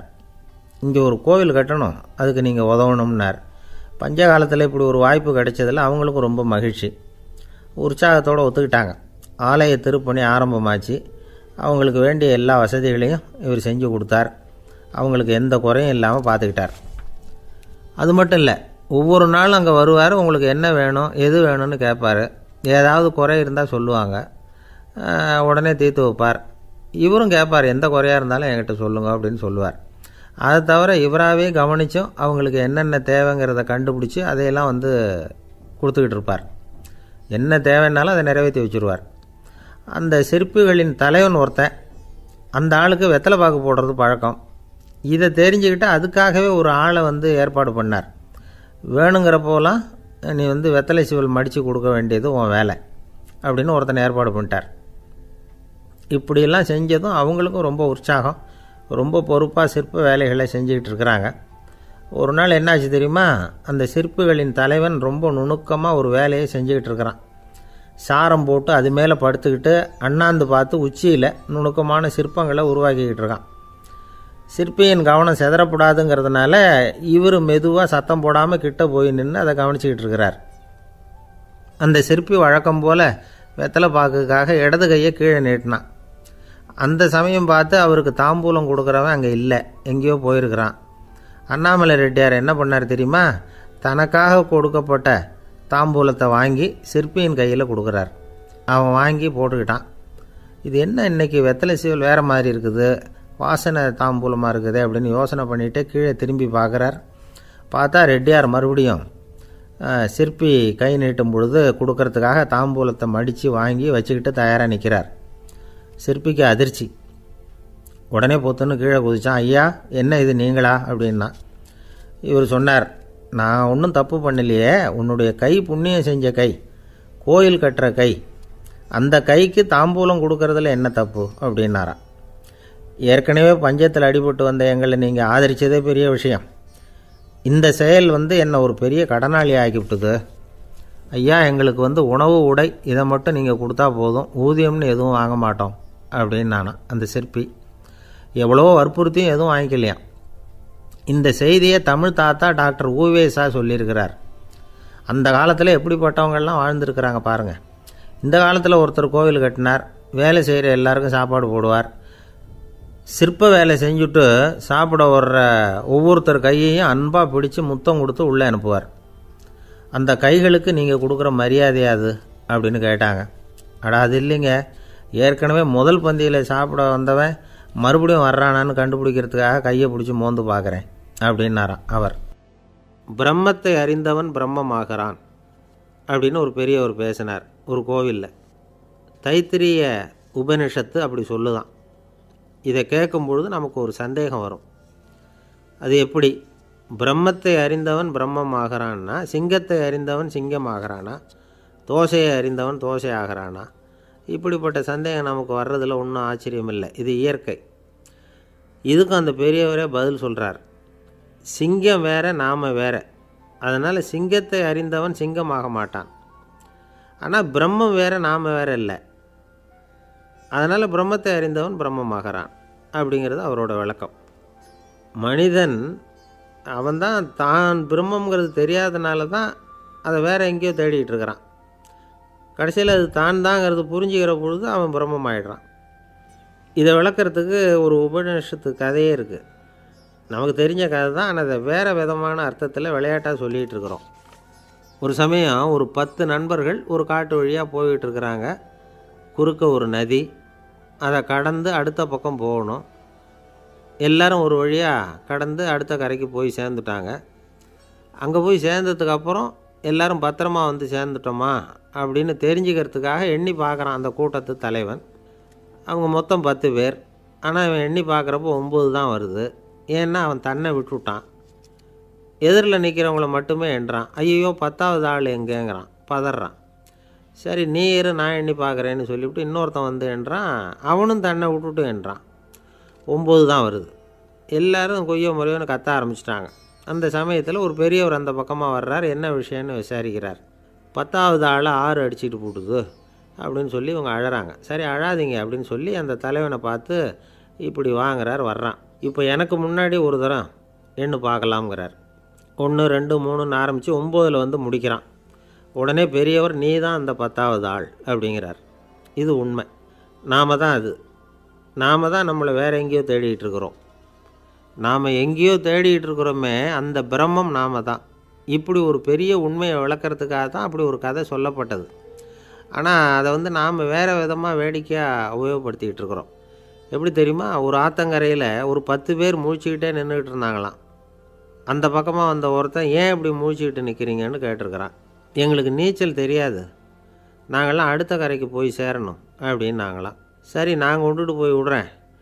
எல்லாரும் அக்கறைக்கு போய் சேர்ந்த உடனே ஆளுக்கு ₹1 வீதமாக மொத்தம் ₹10 எனக்கு கொடுக்கணும் அப்படின்ட்டுருக்கான் இவன். சரின்னு ஒத்துக்கிட்டாங்க. இவன் ஒவ்வொருத்தராக கையை பிடிச்சி மெதுவாக ஆற்றுல இறக்கி அழைச்சிட்டு போயிட்டான். 9 பேரை கரை சேர்த்துட்டான். 10வது ஆள் பாதி ஆற்றுல போயிட்டு இருக்கிறப்போ திடீர்னு வெள்ளம் வந்துட்டுது. புடி நழுவி போச்சு. கையை விட்டுட்டான். வெள்ளம் அடிச்சிட்டு போட்டுது. அழைச்சிட்டு வந்தவன் நீச்சல் அடித்து தடுமாறி கரைக்கு சேர்ந்துட்டான். கரையில் இருந்தவங்களுக்கு இந்த விஷயம் தெரியாது. இருந்தாலும் இவன் உடம்பு பூரா நனைஞ்சி கொஞ்சம் அதிகமாகவும் மூச்சு வாங்க நின்றுக்கிட்டு இருந்தானா, ஏங்க ஏன் இப்படி மூச்சு வாங்குது, என்ன விஷயம் அப்படின்னு கேட்டாங்களாம். அதுக்கு இவன் கொஞ்சமாக அலட்டிக்காமல் சொன்னானான், வேறு ஒன்றும் இல்லை, நீங்கள் கொடுக்க வேண்டிய 10 ரூபாயில் 1 ரூபா குறைஞ்சி போச்சு, அவ்வளவுதான் அப்படின்னானான். ஒரு ஆள் ராமகிருஷ்ணரை தேடி வந்தான். அவன் கையில் 1000 பொற்காசுகள் வச்சுருந்தான். அதை அவர்கிட்ட கொடுத்து இதை ஏற்றுக்கணும் அப்படின்னு ரொம்ப பணிவாக கேட்டுக்கிட்டான். அவர் பார்த்தார், இது எனக்கு தேவையில்லை, ஆனாலும் உன்னுடைய மனசை புண்படுத்துறதுக்கு நான் விரும்பலை, அதனால் நீ கொடுக்குறத வாங்கிக்கிறேன்னார். வாங்கிக்கிட்டார். அப்புறம் கேட்டார், இதை பாரு, இனிமேல் இதெல்லாம் என்னுடைய இது தானே அப்படின்னார். ஆமாம், அதையெல்லாம் நான் உங்களுக்கே கொடுத்துட்டேன் அவன். சரி, இப்போ நீ எனக்காக ஒரு காரியம் பண்ணணும்னார். என்ன செய்யணும்னு சொல்லுங்கன்னா, இந்த நாணயங்களையெல்லாம் எடுத்துக்கிட்டு போய் கங்கை நதியில் எரிஞ்சுட்டு வா அப்படின்னார். இவனுக்கு அதிர்ச்சியாக போச்சு. என்ன பண்ணுறது, இனிமேல் அது முடியாதுன்னு சொல்ல முடியாது. ஏன்னா அந்த நாணயங்களையெல்லாம் அவருக்கே கொடுத்துட்டான். இனிமேல் அதெல்லாம் இவனுடையது இல்லை. பேசாமல் அவ்வளவையும் அள்ளிக்கிட்டு ஆத்தங்கரைக்கு போனான். போனவன் ரொம்ப நேரம் திரும்பியே வரல. ராமகிருஷ்ணருக்கு சந்தேகம், என்ன ஆச்சு அந்த மனுஷனுக்கு, காசுகளோடு அந்த கங்கையில் குதிச்சுட்டானா, போகும்பொழுதே ஒரு மாதிரியாக தான் போனான், போய் என்னன்னு பார்த்துட்டு வாங்க அப்படின்னார். அங்கே இருந்த ஒருத்தர் ஓடி போய் பார்த்தார். அவர் போய் பார்க்கும்பொழுது அவன் அங்கேயே இருந்தான். அதுக்கப்புறம் அவர் திரும்பி வந்தார். வந்து விவரத்தை சொன்னார். அதாவது அவன் கங்கை கரையில் உட்காந்துக்கிட்டு ஒவ்வொரு நாணயமாக 1 2ன்னு எண்ணி எண்ணி வீசிக்கிட்டு இருக்கிறான். அவனை சுற்றி ஒரு கும்பல் நின்றுக்கிட்டு அவனை தடுத்துக்கிட்டு இருக்குது அப்படின்னு விவரத்தை சொன்னார் போயிட்டு வந்தவர். இதை கேட்டதும் ராமகிருஷ்ணரே புறப்பட்டு அங்கே போனாராம். என்ன இப்படி பண்ணிகிட்ருக்கிற, நான் உன்னை அந்த நாணயங்களை கங்கையில் வீசி எறிய சொன்னேன், நீ ஏன் அதை எண்ணிக்கிட்டு இருக்கிற அப்படின்னார். பழக்கம்தான் காரணம், நான் ஒவ்வொரு நாளும் ஒவ்வொன்றா சேமித்து வச்சேன், இன்றைக்கி என்கிட்ட நிறைய இருக்குது, உங்களுக்கு ஒரு 1000 நாணயங்களை கொடுக்கணுங்கிறது என்னோடய ஆசை அப்படின்னா. இப்போ ராமகிருஷ்ணர் சொன்னார், ஒரே நேரத்தில் எல்லாத்தையும் சம்பாதிச்சிருந்தா நீ எண்ணுறது பொருத்தமாக இருக்கும், எல்லாத்தையும் இழக்கும்போது ஒவ்வொன்றா எண்ணிக்கிட்டு இழக்கிறதுங்கிறது சரியான செயல் இல்லை, அதனால் ஒரே தடவையாக எல்லாத்தையும் தூக்கி எறிஞ்சிடும் அப்படின்னார். இது இழப்பது அப்படிங்கிற ஒரு உயர்ந்த நிலை. இதை நாம் யதார்த்த வாழ்க்கையில் சம்மந்தப்படுத்தி பார்த்து குழப்பிக்கிட்டு இருக்கக்கூடாது. இழக்கிறேன்னு சொல்லிக்கிட்டு இருக்கிற காசையெல்லாம் ஆற்றுலையும் குளத்துலையும் கொண்டு போய் எறிஞ்சிட்டு வாங்க அப்படின்னு உபதேசம் பண்ணுறதாக யாரும் நினச்சிடக்கூடாது. இதில் நாம் புரிஞ்சிக்க வேண்டியது என்னென்னா, எதையாவது ஒன்றை இன்னொருத்தருக்கு கொடுக்கணும் அப்படின்னு விருப்பப்பட்டால் அதை மனப்பூர்வமாக கொடுத்துடணும். கொடுத்துட்டு அதையே நினச்சிக்கிட்டு இருக்கக்கூடாது. நம்மால் ஒருத்தர் ஒரு 100 ரூபா நோட்டை தன்னுடைய நண்பர் ஒருத்தர்கிட்ட கொடுத்து, இது உனக்கு தான் வச்சுக்கோ அப்படின்னார். அவர் பார்த்தார், இது இனிமேல் எனக்கு தானே சொந்தம் அப்படின்னார். ஆமான்னார் அவர். அப்படின்னா எனக்காக நீ ஒரு உதவி செய்யணும்னார். சொல்லுங்கள் செய்கிறேன்னார் அவர். இந்த 100 ரூபா நோட்டை தீ வச்சு கொளுத்தி விடுன்னார். இவர் அதிர்ச்சியாகி அவரை பார்த்தார். இப்போ அவர் சொன்னார், நீ எனக்கு அன்பாக கொடுத்தது இது, இந்த நோட்டு கள்ள நோட்டுங்கிறது எனக்கு முன்னாடியே தெரியும், சீக்கிரம் கொளுத்தி விடு, அதுதான் நம்ம 2 பேருக்குமே நல்லது அப்படின்னாராம் அவர். ஏங்க எங்கே போயிட்டு வரீங்க அப்படின்னு கேட்டேன் எனக்கு வேண்டப்பட்ட ஒருத்தரை பார்த்து. ஆஸ்பத்திரிக்குன்னார். எந்த ஆஸ்பத்திரிக்குன்னே? மாட்டு ஆஸ்பத்திரிக்குன்னார். என்ன விஷயம்னே? மாமனாருக்கு உடம்பு சரியில்லை, அதுதான் மாட்டு ஆஸ்பத்திரிக்கு போயிட்டு வரேன்னார். அட பாவி, அதுக்கு அந்த ஆஸ்பத்திரிக்காக போவாங்க அப்படின்னு ஆச்சரியமா. அட அது இல்லைப்பா, முதல்ல எங்கள் குடும்ப டாக்டர் தான் தேடிக்கிட்டு போனேன், அவர் அந்த நேரத்தில் அவர் வளர்க்குற நாய்க்குட்டிக்கு உடம்பு சரியில்லைன்னு சொல்லி அதை தூக்கிக்கிட்டு மாட்டு ஆஸ்பத்திரிக்கு போயிட்டாராம் சொன்னாங்க, அதனால் அங்கே போய் அவரை சந்தித்து விஷயத்தை சொல்லிவிட்டு வர்றேன்னார். அப்புறம் தான் எனக்கு கொஞ்சம் நிம்மதியாக இருந்தது. பொதுவாக நமக்கு தெரிஞ்ச வரையில் டாக்டர்கள் 2 வகை. நமக்கு வைத்தியம் பண்ணுற டாக்டர்கள் ஒரு வகை, நம்மக்கிட்ட இருக்கிற ஆடு மாடு கோழிக்கு வைத்தியம் பண்ணுற டாக்டர்கள் ஒரு வகை. இப்போ தான் எனக்கு தெரியும் இன்னொரு வகையான டாக்டர்களும் உண்டுங்கிறது. அது யாருன்னா, பூச்சிகளுக்கு வைத்தியம் பண்ணுற டாக்டர்கள், அதாவது பூச்சி டாக்டர்கள். வெளிநாடுகளில் அப்படிலாம் கூட சில பேர் இருக்கிறாங்க. பிரிட்டனில் யார்க்ஷயர் வட்டாரத்தில் ராதர்ஹாம் அப்படின்னு ஒரு ஊர், அங்கே ஒரு விலங்கியல் மருத்துவர் பேர் டாக்டர் லான்ஸ் ஜெப்சன். அவர் ஆஸ்பத்திரி வாசலில் பார்த்திங்கன்னா தினமும் நிறைய பேர் நின்றுக்கிட்டு இருப்பாங்க. கையில் கண்ணாடி குடுவை, தகர டப்பா இப்படி ஏதாவது இருக்கும், அதுக்குள்ளே ஏதாவது பூச்சிகள் இருக்கும். அதுக்கு வைத்தியம் பண்ணுறதுக்காக வந்தவங்க தான் அவங்கெல்லாம். சிலந்தி பூச்சி, பல்லி, தேளு, பாம்பு இப்படி ஏதாவது இருக்கும். பொழுதுபோக்காக சில பேர் நாய், பூனை, கிளி, மைனா, புறா இப்படி ஏதாவது வளர்க்குறாங்கல்ல, அது மாதிரி இப்போல்லாம் தேளு, பல்லி, பாம்பு, பூச்சி இதையெல்லாம் வளர்க்க ஆரம்பிச்சிட்டாங்களாம். இது ஒரு புது ஃபேஷன். இப்போ கூண்டுக்குள்ளே டப்பாக்குள்ளே போட்டு வளர்க்குறது, அதுக்கு ஏதாவது நோய் வந்துட்டுதுன்னா வைத்தியம் பண்ணுறதுக்கு டாக்டர்கிட்ட வந்துட வேண்டியது, இப்படி இந்த பழக்கம்லாம் நிறையா வந்துட்டுது. ரத்தம் உறிஞ்சிற அட்டைகள் கூட இவங்ககிட்ட வைத்தியத்துக்கு வருதான். சிலந்திகளில் செங்கால் சிலந்தின்னு ஒரு வகை. மத்திய அமெரிக்க காடுகளில் இது அதிகம். சிலந்திகள்லேயே ரொம்ப விலை உசந்தது இந்த ரகம்தான். கால்களில் சிவப்பு கோடுகள் இருக்கும். இந்த இனம் இப்போ குறைஞ்சிக்கிட்டே வர்றதுனால சர்வதேச விதிகளின்படி இவற்றின் ஏற்றுமதி இறக்குமதிக்கு தடை விதிக்கப்பட்டிருக்குது. அதனால் இதை வளர்க்குறவங்க வீட்டுக்குள்ளேயே இனவிருத்தி மூலமாக பெருக்கி விற்பனை பண்ணிட்டு வராங்களாம். அந்த வகை சிலந்திகள் தான் இப்போ வைத்தியத்துக்கு அதிகமாக வருதான். சரி, இதுக்கெல்லாம் எப்படி வைத்தியம் பண்ணுறாங்க? முதல்ல அதை குளிர்பதன பெட்டியின் வழுவழுப்பான சுவரில் விட்ட உடனே அதெல்லாம் மெதுவாக இறங்கி வரும். அப்போ அதன் நோயை கண்டுபிடிக்கிறது சுலபம். அப்புறம் அதுக்கு கிருமிகளை கொல்லக்கூடிய மருந்துகளையோ வலி நிவாரண மருந்துகளையோ கொடுப்பாங்க. கால் உடஞ்ச சிலந்திகளுக்கு பசையை கொண்டு ஆப்ரேஷன் பண்ணுவாங்க. சில சிலந்திகளுக்கு உடஞ்ச காலை எடுத்துட்டா புதிய கால் வளர்ந்துடும். சிலந்திகளை மனிதர்கள் கையில் எடுக்கிறப்போ அது பயந்து போய் கீழே குதிக்குது. அதனால் கால் உடஞ்சி விடுது, இல்லைன்னா வயிறு சேதமடையுது. அந்த நிலைமையில் வர்ற சிலந்திகளுக்கு மயக்க மருந்து கொடுத்து ஆப்ரேஷன்லாம் கூட பண்ணுறாங்களாம். பார்த்தீங்களா பூச்சிகளுக்கு வந்த வாழ்வே.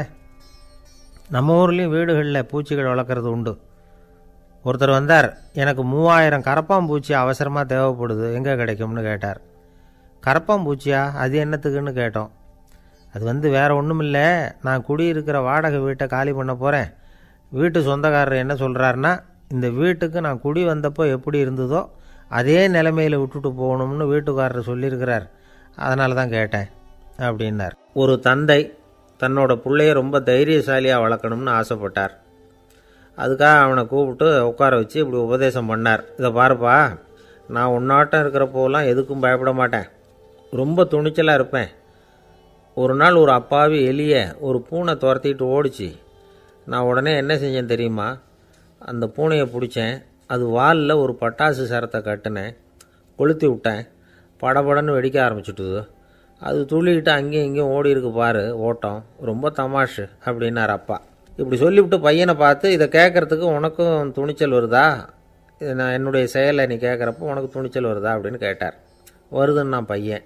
எப்படின்னா அப்படிங்கிற விவரத்தையும் சொன்னான் அவன். அதாவது எலியை விரட்டினத்துக்காக பூனை வாலில் பட்டாசு கொளுத்துனீங்க நீங்கள், பூனையை விரட்டினத்துக்காக உங்கள் கழுத்தில் பட்டாசு சரத்தை மாட்டினா என்னென்னு தோணுது எனக்கு அப்படின்னா பையன். பையனோட துணிச்சல் அப்பாவே நடுங்க வச்சுட்டுது. அது சரி, ஒரு அப்பா பிள்ளைக்கு இப்படியா உபதேசம் பண்ணுறது? எல்லாருக்கிட்டையும் அன்பாக பழகிறது எப்படி அப்படின்னு சொல்லி கொடுக்கணும். பிஞ்சு உள்ளங்களில் நஞ்சை தூவலாமா? ஒரு நாள் விநாயகர் ஒரு பூனையோடு விளையாடிக்கிட்டு இருந்தாராம். அப்படி ஆசையாக விளையாடிக்கிட்டு இருந்தப்போ அவரோட கை நகம் தவறுதெல்லாம் பூனையோட முகத்தில் பட்டுட்டு தான். அது ஒரு சின்ன கீரலை உண்டாகி விட்டுது. அப்பா அவர் அதை ஒரு பெருசாக நினைக்கல. கொஞ்ச நேரத்துக்கு அப்புறம் விநாயகர் வீட்டுக்கு வந்தார். அவங்க அம்மா பார்வதி தேவியை பார்த்தார். பார்வதி தேவி கன்னத்தில் விரலால் கீறினது மாதிரி ஒரு அடையாளம் இருந்தது. விநாயகருக்கு அதிர்ச்சி, ஆச்சரியம். நம்ம அம்மா இந்த உலகத்துக்கே தாயார், அப்பேற்பட்ட அவங்க முகத்திலேயே கீரலை உண்டாக்கக்கூடியவங்க யாராக இருக்க முடியும் அப்படின்னு யோசனை பண்ணார். தாயே, உன்னுடைய கன்னத்தில் இந்த வடு எப்படிம்மா ஏற்பட்டதுன்னு கேட்டார். குழந்தாய், இது நீ செஞ்ச காரியம்தான்ப்பா, உன்னுடைய கை நகம் கீறினதுனால ஏற்பட்ட வடு தான் இது அப்படின்னாங்க அவங்க. விநாயகர் திடுக்கிட்டு போட்டார். எப்படிம்மா அது? நான் எந்த காலத்துலேயும் ஒன்று அப்படி கீறினதாக எனக்கு நினைவு இல்லையே அப்படின்னார். இன்னைக்கு காலையில் ஒரு பூனையை கீறினதை நீ மறந்துட்டியா அப்படின்னாங்க அந்த அம்மா. விநாயகர் திகைச்சு போய் நின்னார். பார்வதி தேவி சொன்னாங்க, இதை பார்ப்பா, இந்த உலகத்தில் இருக்கக்கூடிய எல்லா உயிர்கள்லேயும் நான் இருக்கிறேன், நான் தான் இந்த உலகமாக ஆகியிருக்கிறேன். ஆகையினால நீ யாரை துன்புறுத்தினாலும் அது உண்மையிலேயே என்ன துன்புறுத்தினதாக தான் முடியும் அப்படின்னாங்க. விநாயகர் மனசுக்குள்ளே ஒரு வெளிச்சம் ஏற்பட்டு தான். அதுக்கப்புறம் அவர் யாரையுமே கல்யாணம் பண்ணிக்காததுக்கு அதுதான் காரணமாக. இந்த உலகத்தில் எல்லாரையும், இங்கே இருக்கிற எல்லாத்தையும் தாயின் வடிவமாக அவர் பார்க்க ஆரம்பிச்சிட்டாராம். குருதேவர் ராமகிருஷ்ணர் இந்த கதையை எடுத்து சொல்லியிருக்கிறார். நபிகள் நாயகம் ஒரு தடவை ஒரு நாற்காலியில் உட்காந்து என்னமோ யோசனை பண்ணிகிட்டு இருந்திருக்கிறார். அப்போ அவரோட உடையில் ஒரு கீழ்ப்பகுதி தரையில் படிஞ்சு கிடந்திருக்குது. அங்கே விளையாடிக்கிட்டு இருந்த ஒரு பூனை அது மேலே படுத்து தூங்கி போச்சு. தொழுகை செய்ய வேண்டிய நேரம் வந்துட்டது. நபிகள் நாயகம் எழுந்திருக்க பார்த்தார். அப்போ தான் பூனை தன்னோட உடை மேலே படுத்து தூங்கிட்டு இருக்கிறது கண்ணில் படுது. பூனையோட தூக்கத்தை கலைக்க விரும்பல அவர். தன்னுடைய சகோதரியை கூப்பிட்டார். ஒரு கத்திரிக்கோல் எடுத்துகிட்டு வர சொன்னார். பூனை படுத்திருந்த உடைப்பகுதி மட்டும் இருக்குல்ல, அதை மட்டும் அதோட கத்திரிச்சு விட்டுட்டு அதுக்கப்புறம் அவர் எழுந்திரிச்சு தொழுகைக்கு போனாராம். அதாவது பிற உயிர்கள்கிட்ட எப்படி அன்பு காட்டணுங்கிறத பெரியவங்க எவ்வளவோ விதத்தில் நமக்கு எடுத்து காட்டியிருக்கிறாங்க. இருந்தாலும் எத்தனை பேர் மனசில் அதெல்லாம் உரைச்சிருக்குது. நாமளும் நம்ம ட்ரெஸ்ஸு மேலே ஒரு பூனை படுத்திருந்தா ஒரு கத்திரிக்கோலை தான் தேடுவோம், எடுத்துகிட்டு வர சொல்லுவோம். துணியை வெட்டுறதுக்கு பதிலாக இல்லை அதோட வாழை வெட்டினா என்ன அப்படின்னு தோணும்.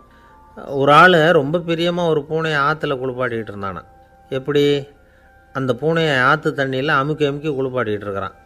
அந்த வழியாக போன பெரியவர் ஒருத்தர் இதை பார்த்தார். இதை பார்ப்பா, பூனையை அது மாதிரி ஆற்று தண்ணியில் அமுக்கி குளிப்பாட்டாத, மூச்சு திணறி செத்து போடும் அப்படின்னு அட்வைஸ் பண்ணார். நீ போய் அவன் வேலையை பார்த்துக்கிட்டு, எனக்கு எல்லாம் தெரியும்னா இவன். சரின்னு அவர் போயிட்டார். கொஞ்ச நேரம் கழித்து அவரே அந்த வழியாக திரும்பி வந்துக்கிட்டு இருந்தார். ஆற்றுல பூனையை குளிப்பாட்டிக்கிட்டு இருந்தவன் அழுதுகிட்டு உட்காந்துருக்கிறான். பக்கத்தில் அந்த பூனை செத்து கிடக்குது. இதை பார்த்தார் பெரியவர். நான் தான் அப்போவே சொன்னேனே அந்த பூனையை ஆற்றுல நினைக்காதேன்னு, அதை கேட்டிருந்தா இப்படி ஆயிருக்குமா அப்படின்னார். அந்த ஆள் கோபமாக இவரை முறைச்சி பார்த்தான். அட போய்யா, இந்த பூனை ஆற்றுல குளித்ததுனால ஒன்றும் செத்து போகல, குளித்ததுக்கப்புறம் அதோட உடம்பு ஈரமாக இருக்குதுன்னு அதை புழிஞ்சேன், அதனால தான் இப்படி ஆயிட்டுது அப்படின்னு நானாம். உலகத்தில் எது எதுக்கும் ஆராய்ச்சி கூடங்கள் இருக்குதுல்ல, அது மாதிரி தூக்கத்தை பற்றி ஆராய்ச்சி பண்ணுறதுக்கு ஒரு ஆராய்ச்சி கூடம் இருக்குது. அப்படி ஆராய்ச்சி பண்ணணும்னா அதுக்கு மூழ்கிக்கிட்டு இருக்கணும்ல. அதனால தான் அந்த ஆராய்ச்சி கூடம் இங்கே இல்லை. அமெரிக்காவில் பாஸ்டன் பல்கலைக்கழக மருத்துவமனையில் அது இருக்குது. அங்கே தூக்கத்தை பற்றி பலவிதமான ஆராய்ச்சிகள் பண்ணிகிட்டு இருக்கிறாங்க. அந்த ஆராய்ச்சி கூடத்தில் இயக்குனராக இருக்கிற ஒரு நிபுணர் அவர் என்ன சொல்கிறார் தெரியுமா? உங்களுக்கு தூக்கம் வரலையா, நீங்கள் நல்லா தூங்கிறதுக்கு தாராளமாக சில யோசனைகளை என்னால் சொல்ல முடியும் அப்படிங்கிறார். யோசனை தானே, காசா பணமாக கேட்டு வச்சுக்கலாமே. உணவு, மனநிலை, தூங்கும் இடத்தோட சூழ்நிலை, படுக்கைக்கு செல்கிறப்போ உள்ள பழக்க வழக்கங்கள், இது காரணமாக ஒருத்தருக்கு தூக்கம் வராமல் போகலாம். தூக்கம் வராததுக்கு இதுதான் காரணம்னா அதையெல்லாம் சுலபமாக கட்டுப்படுத்தலாங்கிறார் அவர். தூக்கத்தை வரவழைக்கக்கூடிய ஒரு நல்ல மருந்து உடற்பயிற்சி. ஆனால் ஒன்று, படுக்க போகிற நேரத்தில் இது மாதிரி உடற்பயிற்சிகள் எல்லாம் செய்யக்கூடாது. கொஞ்சம் முன்னாடி பகல்லையே இந்த பயிற்சிகளை செய்கிறது நல்லது. தூக்கம் வராமல் அவதிப்படுறவங்க பிற்பகல் நேரங்களில் காஃபி, டீ இது மாதிரி பானங்களை சாப்பிடக்கூடாது. மது அருந்துறது கூட தூக்கத்தை பாதிக்கும். வெது வெதுப்பான நீரில் குளிக்கிறது, தியானத்தில் ஈடுபடுறது, ஓய்வாக இருக்கிறது, படுக்கிறது, அதாவது படுக்கிறதுக்கு முன்னாடி ஒரு குவளை பால் சாப்பிட்றது, இதெல்லாம் தூக்கத்தை வரவழைக்கிறது ரொம்ப உதவியாக இருக்கும். இன்னொரு விஷயம் என்னென்னா, தூங்கி ஆகணுமேங்கிற கவலை வேண்டியதில்லை. அப்படி நினச்சி கவலைப்படுறதை விட்டுடணும். தூக்கம் வரலையா, உடனே படுக்கையை விட்டு எழுந்திரிக்க வேண்டியது. வெளியில் வாங்க, வேறு ஏதாவது வேலையில் ஈடுபடுங்க, கொஞ்சம் நேரம் உலாவுங்க, அல்லது ஏதாவது ஒரு புஸ்தகத்தை எடுத்து படிங்க. களைப்பு ஏற்பட்டால் மறுபடியும் படுக்கைக்கு போங்க, தூக்கம் தானே வந்துடும். ஒரு விஷயத்தை மட்டும் நல்லா ஞாபகத்தில் வச்சுக்கணும். படுக்கைக்கு போகிறப்போ உங்கள் மற்ற எல்லா பிரச்சனைகளையும் மறந்துடணும். அது எப்படி சார் முடியும், அந்த நேரம் தானே எல்லா பிரச்சனையும் வரிசையாக ஞாபகத்துக்கு வருது அப்படின்னு நாம் நினைக்கலாம். ஆனால் பழக்கத்தில் அதை நாம் மாற்றிக்க முடியும். கொஞ்சம் முயற்சி பண்ணணும், அவ்வளோதான். இது எல்லாமே ஆராய்ச்சி பண்ணி பார்த்துட்டு அந்த நிபுணர் சொல்கிற கருத்து தான். இன்னொரு விஷயமும் அவர் சொல்கிறார். அது என்னென்னா, உடல் கோளாறு காரணமாக தூக்கம் வராமல் அவதிப்படுறவங்களுக்கெல்லாம் இந்த யோசனைகள் சரியாக வராது அப்படிங்கிறார். அதுக்கெல்லாம் மருத்துவ சிகிச்சை கொடுத்து தான் சரி பண்ணணும். சில பேருக்கு நடு ராத்திரியில் மூச்சு திணறல் ஏற்பட்டு தூக்கம் வராமல் போயிடும். ஊரெல்லாம் தூங்குறப்போ தான் மட்டும் தூங்காமல் மூழ்கிட்டு இருக்கிறது, ஊரெல்லாம் மூழ்கிட்டு இருக்கிறப்போ தான் மட்டும் தூங்குறது, இது மாதிரி கோளாறுகளால் சில பேர் பாதிக்கப்படலாம். காலு தசை முறுக்கிக்கிறதுனால சில பேருக்கு அடிக்கடி இழிப்பு வரலாம். மன அழற்சி காரணமாக சில பேருக்கு தூக்கம் வராது. இது மாதிரி கோளாறுகளுக்கெல்லாம் அதுக்கு தகுந்த மாதிரி சிகிச்சை கொடுத்து தான் சரி பண்ண வேண்டியிருக்கும். எந்த கோளாறும் இல்லாமல் தூக்கம் வரலைன்னா ஆரம்பத்தில் சொன்ன முறைகளை கடைப்பிடிச்சி பார்க்கலாம். தூக்கம் வந்ததுன்னா யோசனை சொன்ன அந்த நிபுணருக்கு நன்றி சொல்லலாம். ஒருத்தர், ஏன் சார் பஸ்ஸில் தூங்குறது கெட்ட பழக்கமானு கேட்டார். இல்லையே, நான் கூட பஸ்ஸில் போகிறப்ப தூங்கிட்டு தானே போவேன் அப்படின்னார் இன்னொருத்தர். அப்புறம் ஏன் என்ன டிரைவர் வேலை வேணாம்னு வீட்டுக்கு அனுப்பி வச்சுட்டாங்க அப்படின்னாராம் அவர். ஒருத்தரை பார்த்து உன்னுடைய நண்பர்கள் யார் அப்படின்னு ஒரு கேள்வி கேட்டு பாருங்கள். கொஞ்சம் யோசித்து பதில் சொல்லுவாங்க. அவங்கக்கிட்டேயே உன்னுடைய எதிரிகள் யார் அப்படின்னு கேளுங்க, கடகடன்னு ஒப்பிச்சிருவாங்க. நம்ம மனசு இருக்க அது எப்படின்னா, நம்ம நண்பர்களை விட எதிரிகளை அது நல்லா ஞாபகத்தில் வச்சுக்கும். இது ஒரு ஆச்சரியமான உண்மை. உங்களால் நண்பர்களை மறந்துட முடியும், ஆனால் எதிரிகளை மறந்துட முடியாது. இது ஒரு வேடிக்கையான நிலைமை தான். அழகான தருணங்களை நாம் ஏன் மறந்துடுறோம்? இது இயற்கை. ஏன்னா நம்ம மனசு மலர்களை கவனிக்கிறதில்ல, அதில் இருக்கிற முள்ளை தான் கவனிக்குது. தன்னை காயப்படுத்துகிற எதையும் அது உடனே கண்டுகொள்ளுது. ஒரு தெளிந்த சிந்தனை உடைய மனசு மிக அழகாக உள்ள எல்லாத்தையும் கவனிக்கும். அது நன்றியுடன் உணரக்கூடிய எல்லாத்தையும் பார்த்து குறிச்சிக்கும். இப்படிப்பட்டவங்க வாழ்க்கை இயல்பாகவே நல்லா அமையும். அது ரொம்ப அபூர்வம். மனசில் உள்ள ஒரு சிறிய அமைப்பை மாற்றுவதை பொறுத்து தான் இந்த விஷயம் அப்படிங்கிறார் ஓஷோ. ஒரு யூத கோவில் இருந்து தான், அது யூதர்களின் மடமாகவும் இருந்தது.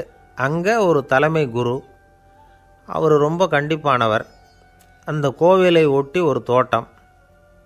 ஒரு நாள் காலையில் அந்த தோட்டத்தில் 2 இளம் யூதர்கள் நடந்து போய்கிட்டு இருக்கிறாங்க. காலையில் 1 மணி நேரம், மாலையில் 1 மணி நேரம் அவங்க அந்த தோட்டத்தில் நடக்கிறதுக்கு அனுமதி உண்டு. மற்ற நேரங்களில் அவங்க மத புத்தகங்களை படிக்கணும், பிற விதிமுறைகளை கடைபிடிக்கணும். அந்த 2 பேருமே தொடர்ந்து புகைப்பிடிக்கிற பழக்கம் உள்ளவங்க. ஆனால் கோவில் மடத்தில் இருக்கிறப்போ அவங்க புகைப்பிடிக்க முடியாது, அது கடுமையான குற்றம். சரி, நாம் தோட்டத்தில் இருக்கிறப்போவாவது புகைப்பிடிக்கலாமா அப்படின்னு ஒரு ஆசை அவங்க 2 பேருக்குமே. இருந்தாலும் பயம். இப்படி கேட்டால் மதகுரு என்ன சொல்லுவாரோ அல்லது என்ன செய்வாரோங்கிற பயம். இப்படியே கொஞ்ச நாள் ஆச்சு. ஒரு நாள் இந்த 2 பேரில் ஒருத்தன் ரொம்ப கலங்கி போய் அந்த கோவிலிருந்து வெளியில் வந்துக்கிட்டு இருந்தான். வந்தவன் நேராக தோட்டத்து பக்கம் போனான்.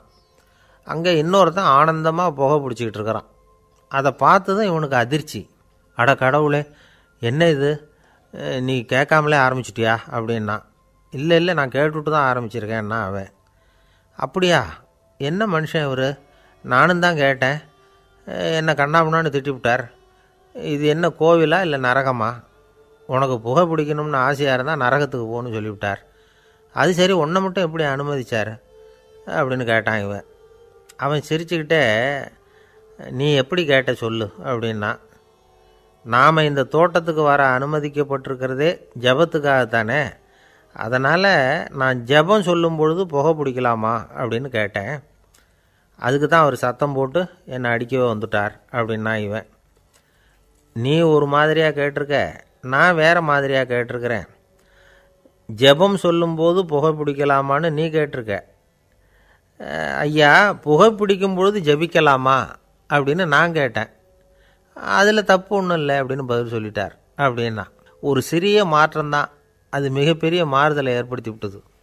மனசு நல்ல விதமாக சிந்திக்க ஆரம்பிச்சுட்டுதுன்னா மகிழ்ச்சிக்கு பஞ்சம் இல்லை. ஒரு கஞ்சன் ஆற்றுல விழுந்துட்டான். வெள்ளத்தில் தத்தளிச்சிக்கிட்டு இருக்கிறான். கரையில் நின்ன ஒருத்தர், உன் கையை கொண்டா இப்படி பிடிச்சி இழுத்து கரையில் சேர்த்து விடுறேன்னார். எதையும் கொடுத்து பழக்கம் இல்லாத அவன் கையையும் கொடுக்க மாட்டேன்னுட்டான். இவர் பார்த்தார், உன் கையை கொடுன்னு சொல்கிறதுக்கு பதிலாக நான் என் கையை கொடுக்குறேன் பிடிச்சிக்கோ அப்படின்னார். அவன் கப்புன்னு பிடிச்சிக்கிட்டான், இழுத்து கரையில் போட்டார். ஒரு காலத்தில் பிரஷ்யா அப்படின்னு ஒரு தேசம் இருந்தது. இப்போ ஜெர்மனி இருக்குல்ல, இதோட பெரும்பகுதி ஒரு காலத்தில் பிரஷ்யாங்கிற பேரில் இருந்தது. அப்போ அதுக்கு அரசராக இருந்தவர் மகா ஃப்ரெடரிக், அதாவது ஃப்ரெடரிக் தி கிரேட் அப்படின்னு சொல்லுவாங்க. அந்த ராஜாவுக்கு ஒரு சந்தேகம். நாம் பல வகையான வரிகளை விதித்து வசூல் பண்ணுறோம், அப்படி பண்ணி வருமானம் குறைஞ்சிக்கிட்டே போகுதே, இதுக்கு என்ன காரணமாக இருக்கும்? இதுதான் அவருக்கு ஏற்பட்ட சந்தேகம். ஒரு சமயம் அந்த அரசர் தம்முடைய அமைச்சர்களையும் பிரபுக்களையும் தளபதிகளையும் கூப்பிட்டு ஒரு விருந்து வச்சார். விருந்து முடிஞ்சதும் அவங்கள பார்த்து இந்த சந்தேகத்தை கேட்டார். வரிகள் அதிகமாக விதித்து வருமானம் குறையறதுக்கு என்ன காரணம் அப்படின்னு கேட்டார். பல பேருக்கு இதுக்கு சரியாக பதில் சொல்ல தெரியல. அனுபவசாலியான ஒரு தளபதி எழுந்திருச்சார். அரசே, அது எப்படிங்கிறத இப்போ உங்களுக்கு காட்டுறேன்னார். உடனே ஒரு பெரிய பனிக்கட்டி ஒன்றை தன்னுடைய கையில் எடுத்தார். அதை அப்படியும் எப்படியும் திருப்பி பார்த்தார். அப்புறம் அடுத்தவர்கிட்ட கொடுத்தார். அவரும் அதை அப்படியும் இப்படியும் திருப்பி பார்த்துட்டு அடுத்தபடியாக இருந்தவர்கிட்ட கொடுத்தார். இப்படியே இதை ஒவ்வொருத்தராக பார்த்துட்டு ஒவ்வொரு கையாக மாறி கடைசியில் மன்னர் கைக்கு போய் சேர்ந்தது. மன்னர் கைக்கு அந்த பனிக்கட்டி போய் சேர்ந்தப்போ அது கொஞ்சம் கொஞ்சமாக உருகி ஒரு பட்டாணி கடலை சைஸுக்கு ஆகிட்டுது. மன்னர் யோசனை பண்ணார், வரி அதிகமாக போட்டாலும் வந்து சேர்றது குறைவாக இருக்கிறதுக்கு என்ன காரணம் அப்படிங்கிறது அவருக்கு புரிஞ்சு போச்சு. காலம்தான் மாறிட்டு இருக்கே தவிர இந்த கையூட்டு வாங்குற பழக்கம் மாறினதாக தெரியல. இன்னொரு ராஜா இருந்தார். அவர் தன்னுடைய ராஜாங்கத்தில் லஞ்ச ஊழலே சுத்தமாக இருக்கக்கூடாது அப்படின்னு நினச்சார். அவர்கிட்ட பல்வேறு துறைகளுக்கும் பொறுப்பாக இருந்த பல பேரும் ரொம்ப சுத்தமாகவும் நேர்மையாகவும் இருந்தாங்க. ஒரே ஒருத்தர் மட்டும் எல்லார்கிட்டையும் லஞ்சம் வாங்கிட்டே இருந்தார். அவரை வேறு வேறு துறைகளுக்கு மாற்றி பார்த்தாரு. அந்த ராஜா என்னென்னமோ பண்ணி பார்க்குறாரு. எந்த வேலையை கொடுத்தாலும் அதுலேயும் லஞ்சம் வாங்குறதுக்கு ஒரு வழியை உண்டு பண்ணிக்குவார் அந்த ஆள். ராஜாவுக்கு இது ஒரு பெரிய தலைவலியாக போட்டுது. இவர் என்ன பண்ணுறது, இவருக்கு என்ன வேலையை கொடுக்கறது, கொஞ்சம் கூட லஞ்சம் வாங்கிறதுக்கு சான்ஸே இல்லாத ஒரு வேலையை கொடுக்கணும் அப்படின்னு திட்டம் போட்டார். ஒரு நாள் அவருக்கு அந்த உத்தரவும் போட்டுட்டார். அதாவது அவருக்கு என்ன வேலைன்னா, கடற்கரையில் தான் அவருக்கு ஆஃபீஸ். அங்கேயே இருந்துக்க வேண்டியது. தினமும் எத்தனை கடல் அலை கரையில் வந்து மோதுது அப்படிங்கிறத கணக்கெடுத்து ராஜாவுக்கு தெரிவிக்க வேண்டியது.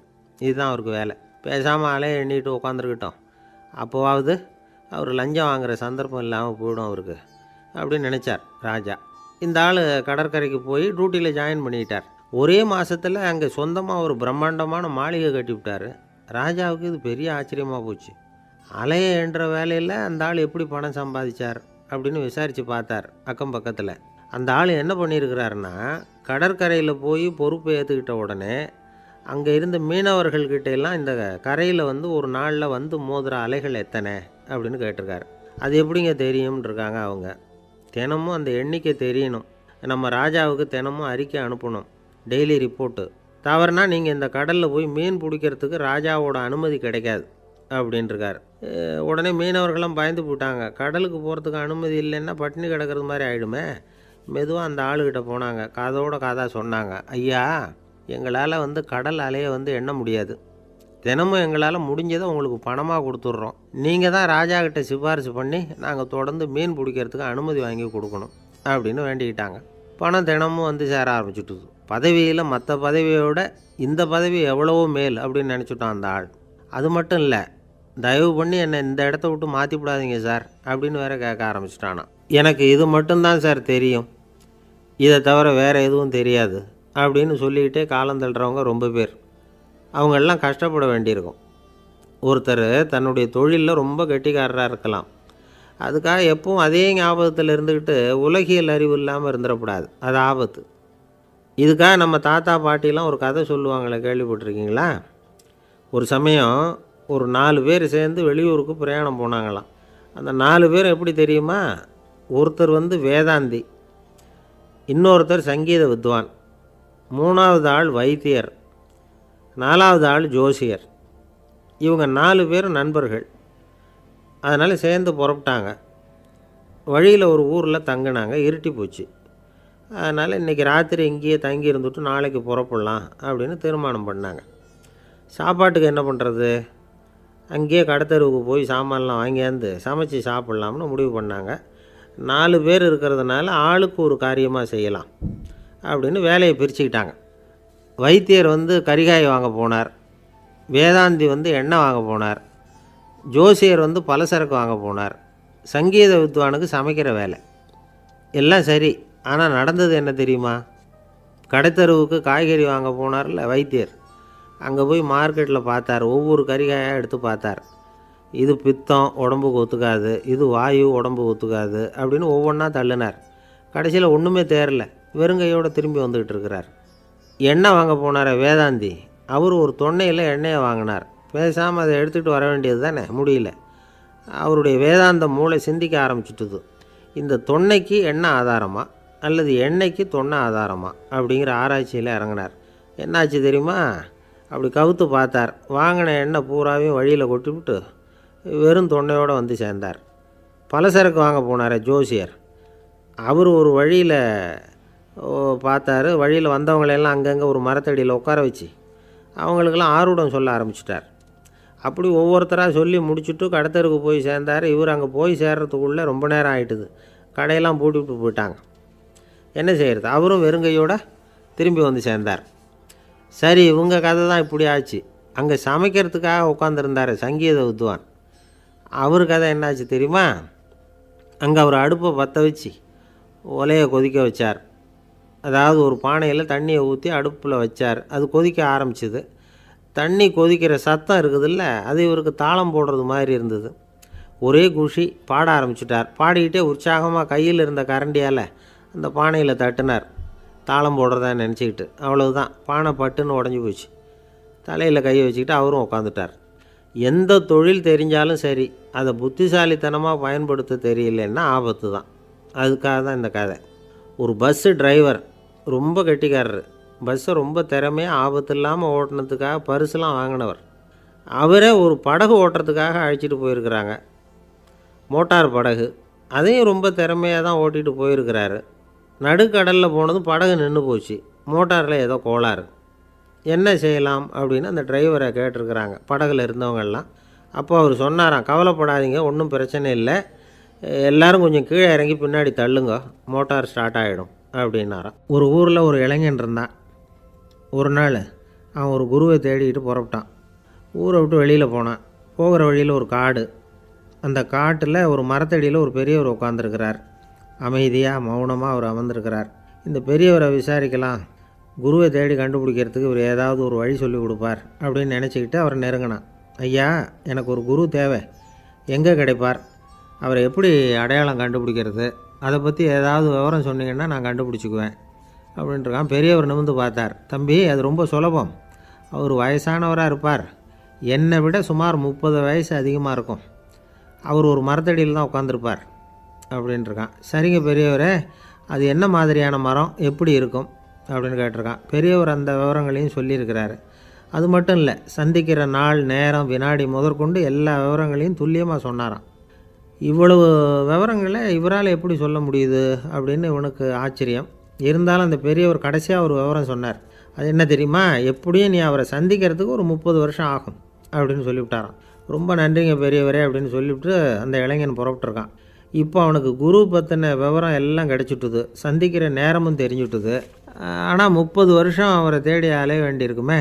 அவன் தேட ஆரம்பித்தான். காடு மலை எல்லாம் சுற்றி அலைஞ்சான். பல வருஷங்கள் தேடினான், அழுத்து போயிட்டான். கடைசியில் அவனுக்கும் வயசாகிட்டுது. கடைசியில் தன்னுடைய சொந்த ஊருக்கே திரும்பி போய்கிட்டு இருந்தான். அங்கே ஒரு மரத்தடியில் அவன் தேடிக்கிட்டு இருந்த குருநாதர் கிடைச்சார். யார் அவருன்னா, 30 வருஷத்துக்கு முன்னாடி வழி சொல்லி கொடுத்தாரில்ல அதே பெரியவர்.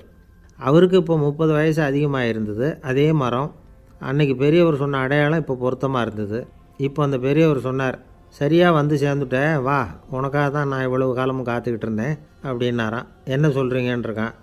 30 வருஷத்துக்கு முன்னாடி என்கிட்ட வந்தியே, அப்போவே என் காலம் வந்து முடிஞ்சு போயிருந்தது. அப்போவே என்ன உனக்கு அடையாளம் தெரியல, அதனால் இவ்வளவு காலம் உனக்காக காத்துட்ருக்கும்படி ஆகிட்டுது அப்படின்னாராம். ஐயா, அப்போவே நீங்கள் சொல்லியிருக்கலாமே, இதுதான் 30 வருஷம் கழித்து நீ சந்திக்க போகிற இடம், நான் தான் உன்னுடைய குரு அப்படின்னு சொல்லியிருக்கலாமே அப்படின்ட்டுருக்கான். அந்த பெரியவர் சிரிச்சுக்கிட்டே இதுக்கு பதில் சொன்னாராம். நான் எவ்வளவோ விவரமாக தான் சொன்னேன், நீ சரியாக புரிஞ்சிக்கல.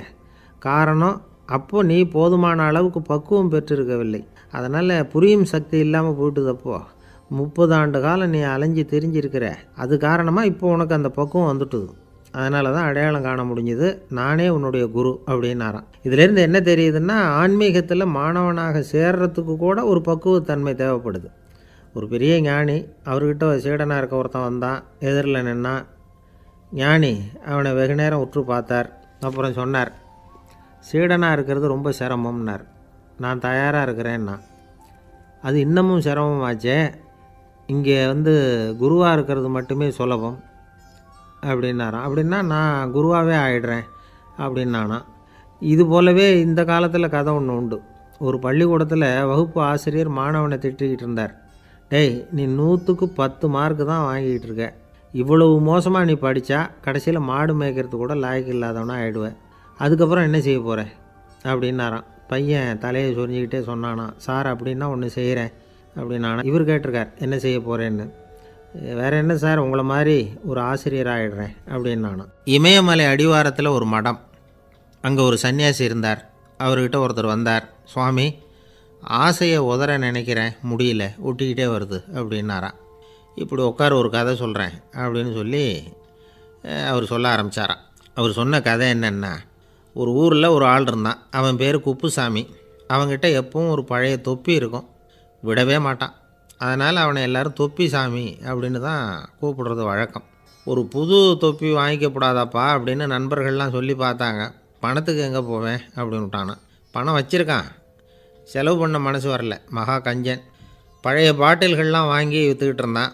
அப்படி ஒரு தடவை பழைய கண்ணாடி சாமான்களை ஏலத்தில் எடுத்தப்போ அதில் ஒரு அருமையான சென்ட்டு பாட்டில் கிடச்சிது. உடனே ஒரு ஐடியா பண்ணான். அந்த சென்ட்டை வந்து சின்ன சின்ன பாட்டில்களில் அடைச்சி ஜன்னல் ஓரமாக அடுக்கி வச்சுட்டான். அதை விற்றா நிறைய பணம் கிடைக்குமே. அதனால் இதுக்கு இடையில் ஒரு நாள் அவன் வந்து அப்படியே உட்காந்துருந்தான். அந்த நேரம் நண்பன் வந்தான். ஏண்டா உன் பழைய தொப்பியை மாற்றப்படாதா, ஊரில் எல்லோரும் கேலி பேசுகிறாங்களே உன்னை தொப்பி சாமின்னு அப்படின்னு சொல்லி கேட்டிருக்கான். இந்த சென்ட்டு பாட்டில் விற்றதும் பணம் வரும், அதுக்கப்புறம் பார்க்கலாம் அப்படின்னு நானா இவன். சரி வா நீச்சல் குளத்துக்கு போயிட்டு வருவோம் அப்படின்னு கூப்பிட்ருக்கான் நண்பன். 2 பேரும் போனாங்க. அதே நேரம் அந்த ஊர் நீதிபதியும் அங்கே குளிக்க வந்தாராம். அவர்கிட்ட இருந்தது விலை வசந்த ஒரு புது தொப்பி. அதை அங்கே இருந்த ஸ்டாண்டில் மாட்டிவிட்டு குளிக்க போனார். இதுக்கிடையில் குப்புசாமி குளிச்சுட்டு வந்தான். அவனுடைய பழைய தொப்பியை காணலை. அந்த புது தொப்பியை பார்த்தா இது நண்பனுடைய வேலை தான் அப்படிங்கிறதாக புரிஞ்சுக்கிட்டு அதை எடுத்து மாட்டிகிட்டு வந்துட்டான். நீதிபதி குளிச்சுட்டு வந்து பார்க்குறாரு, தொப்பியை காணும். போலீஸில் புகார் கொடுத்தார். அவங்க வந்து தேடினாங்க. ஒரு மூலையில் பழைய தொப்பி கிடச்சிது. அடடா இது நம்ம குப்புசாமியோட தொப்பி இல்லையா அப்படின்னு நானா ஒருத்தன். உடனே அவன் வீட்டுக்கு தேடிட்டு போயிருக்காங்க. அங்கே போய் பார்த்தா புது தொப்பி அங்கே இருக்குது. உடனே அவனுக்கு 1000 ரூபா அபராதம் போட்டாங்களாம். அவன் பணத்தை கட்டிவிட்டு ரொம்ப எரிச்சலோடு வீட்டுக்கு வந்தான். பழைய தொப்பி கண்ணில் பட்டுது. மறுபடியும் உன்னால் தானே எனக்கு 1000 ரூபா நஷ்டம் அப்படின்னு சொல்லி அதை எடுத்துக்கிட்டு அப்படி போயிருக்கான். அந்த ஊர் குளத்தில் வீசி எரிஞ்சிட்டு வந்துட்டான். அது மீன் பிடிக்கிற ஒருத்தன் கையில் சிக்கிச்சு. அவன் வர்ற வழியில் அதை எடுத்து வேகமாக வீசி எறிஞ்சான். அது நேராக குப்புசாமி வீட்டு ஜன்னல் வழியாக உள்ளே வந்து இந்த சென்ட்டு பாட்டில்கள் மேலே உழுந்து எல்லாம் உடஞ்சி நொறுங்கி போச்சு. குப்புசாமி பார்த்தான். தோட்டத்தில் ஆழமாக ஒரு குழியை வெட்டினான். அந்த தொப்பியை போட்டான், மூடிவிட்டான். இதை அடுத்த வீட்டுக்காரன் பார்த்தான். ஏதோ புதையல் தான் வச்சுருக்கான் போல இருக்குன்னு நினச்சான். போலீஸில் போய் புகார் கொடுத்துட்டான். மறுபடியும் போலீஸ் குழியை தோண்டினாங்க. பழைய தொப்பி மறுபடியும் வெளியில் வந்தது. எல்லோரும் சிரிக்கிறாங்க. அன்னைக்கு ராத்திரியே அந்த தொப்பியை எடுத்துக்கிட்டு நேராக புறப்பட்டான். ஒரு கல்லில் அதை சேர்த்து கட்டி குடிநீர் தொட்டி இருக்கும்ல அதில் போட்டுட்டு வந்துட்டான். இனிமேல் என்ன பண்ணும் பார்ப்போன்னு. ஒரு நாள் திடீர்னு குழாயெல்லாம் அடைப்பட்டு போச்சு.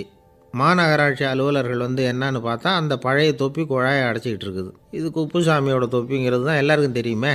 உடனே குடிநீரை வந்து பாழாக்கணத்துக்காக குப்புசாமிக்கு கோர்ட்டு 2500 ரூபா அபராதம் போட்டுவிட்டுது. அதையும் கட்டிவிட்டு வெளில வந்தான்.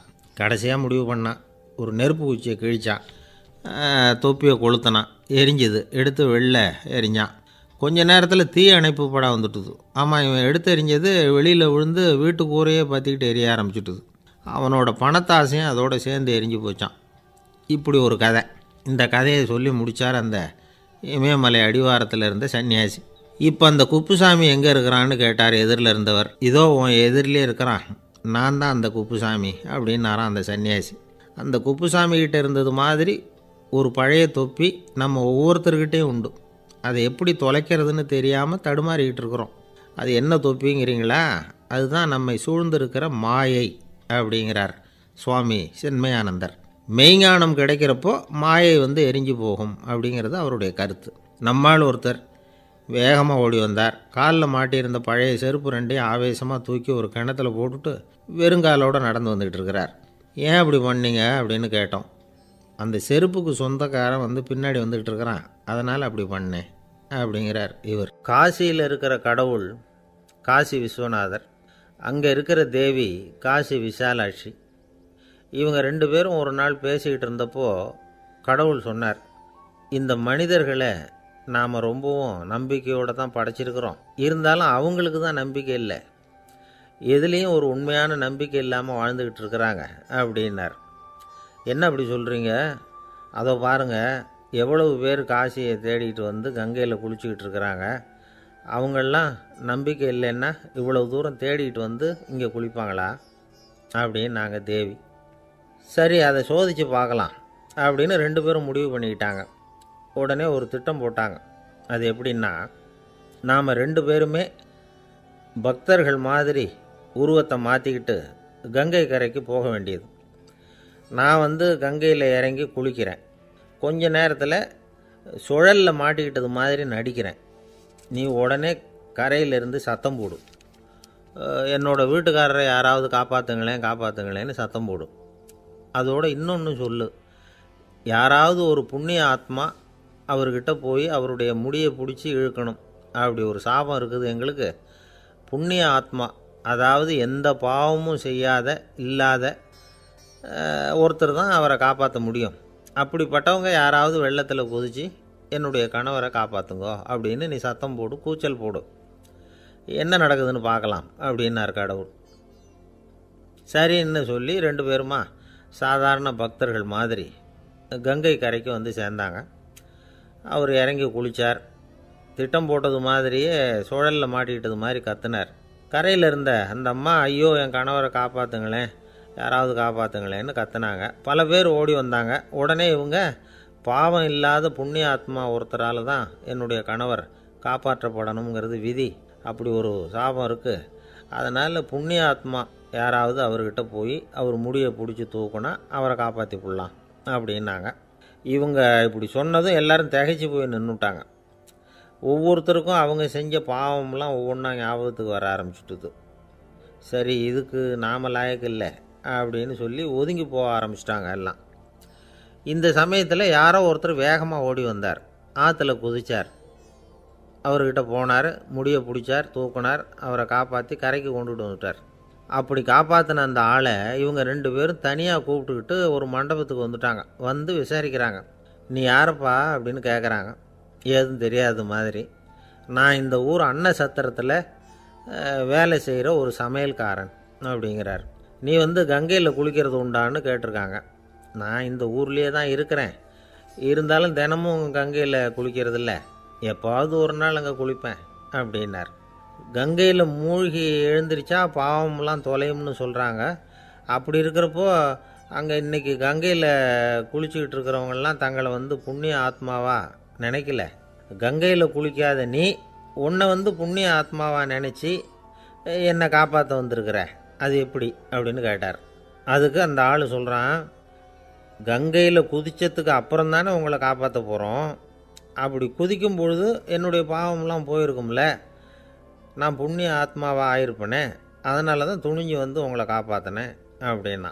கடவுளும் தேவியும் அவனுக்கு வந்து காட்சி கொடுத்தாங்களாம். இப்படி ஒரு கதை உண்டு. அதாவது கங்கையில் குளிச்சுக்கிட்டு இருக்கிறவங்களுக்கே தங்களுடைய பாவம் போகுங்கிற நம்பிக்கை பரிபூர்ணமாக இல்லை, குளிக்காத ஒருத்தனுக்கு அந்த நம்பிக்கை இருந்தது. அதனால் அவனால் கடவுளை பார்க்க முடிஞ்சது. கடவுளை வந்து நாமளும் பார்க்க முடியுமா முடியாதா அப்படிங்கிற குழப்பம்லாம் நமக்கு வேண்டியதில்லை.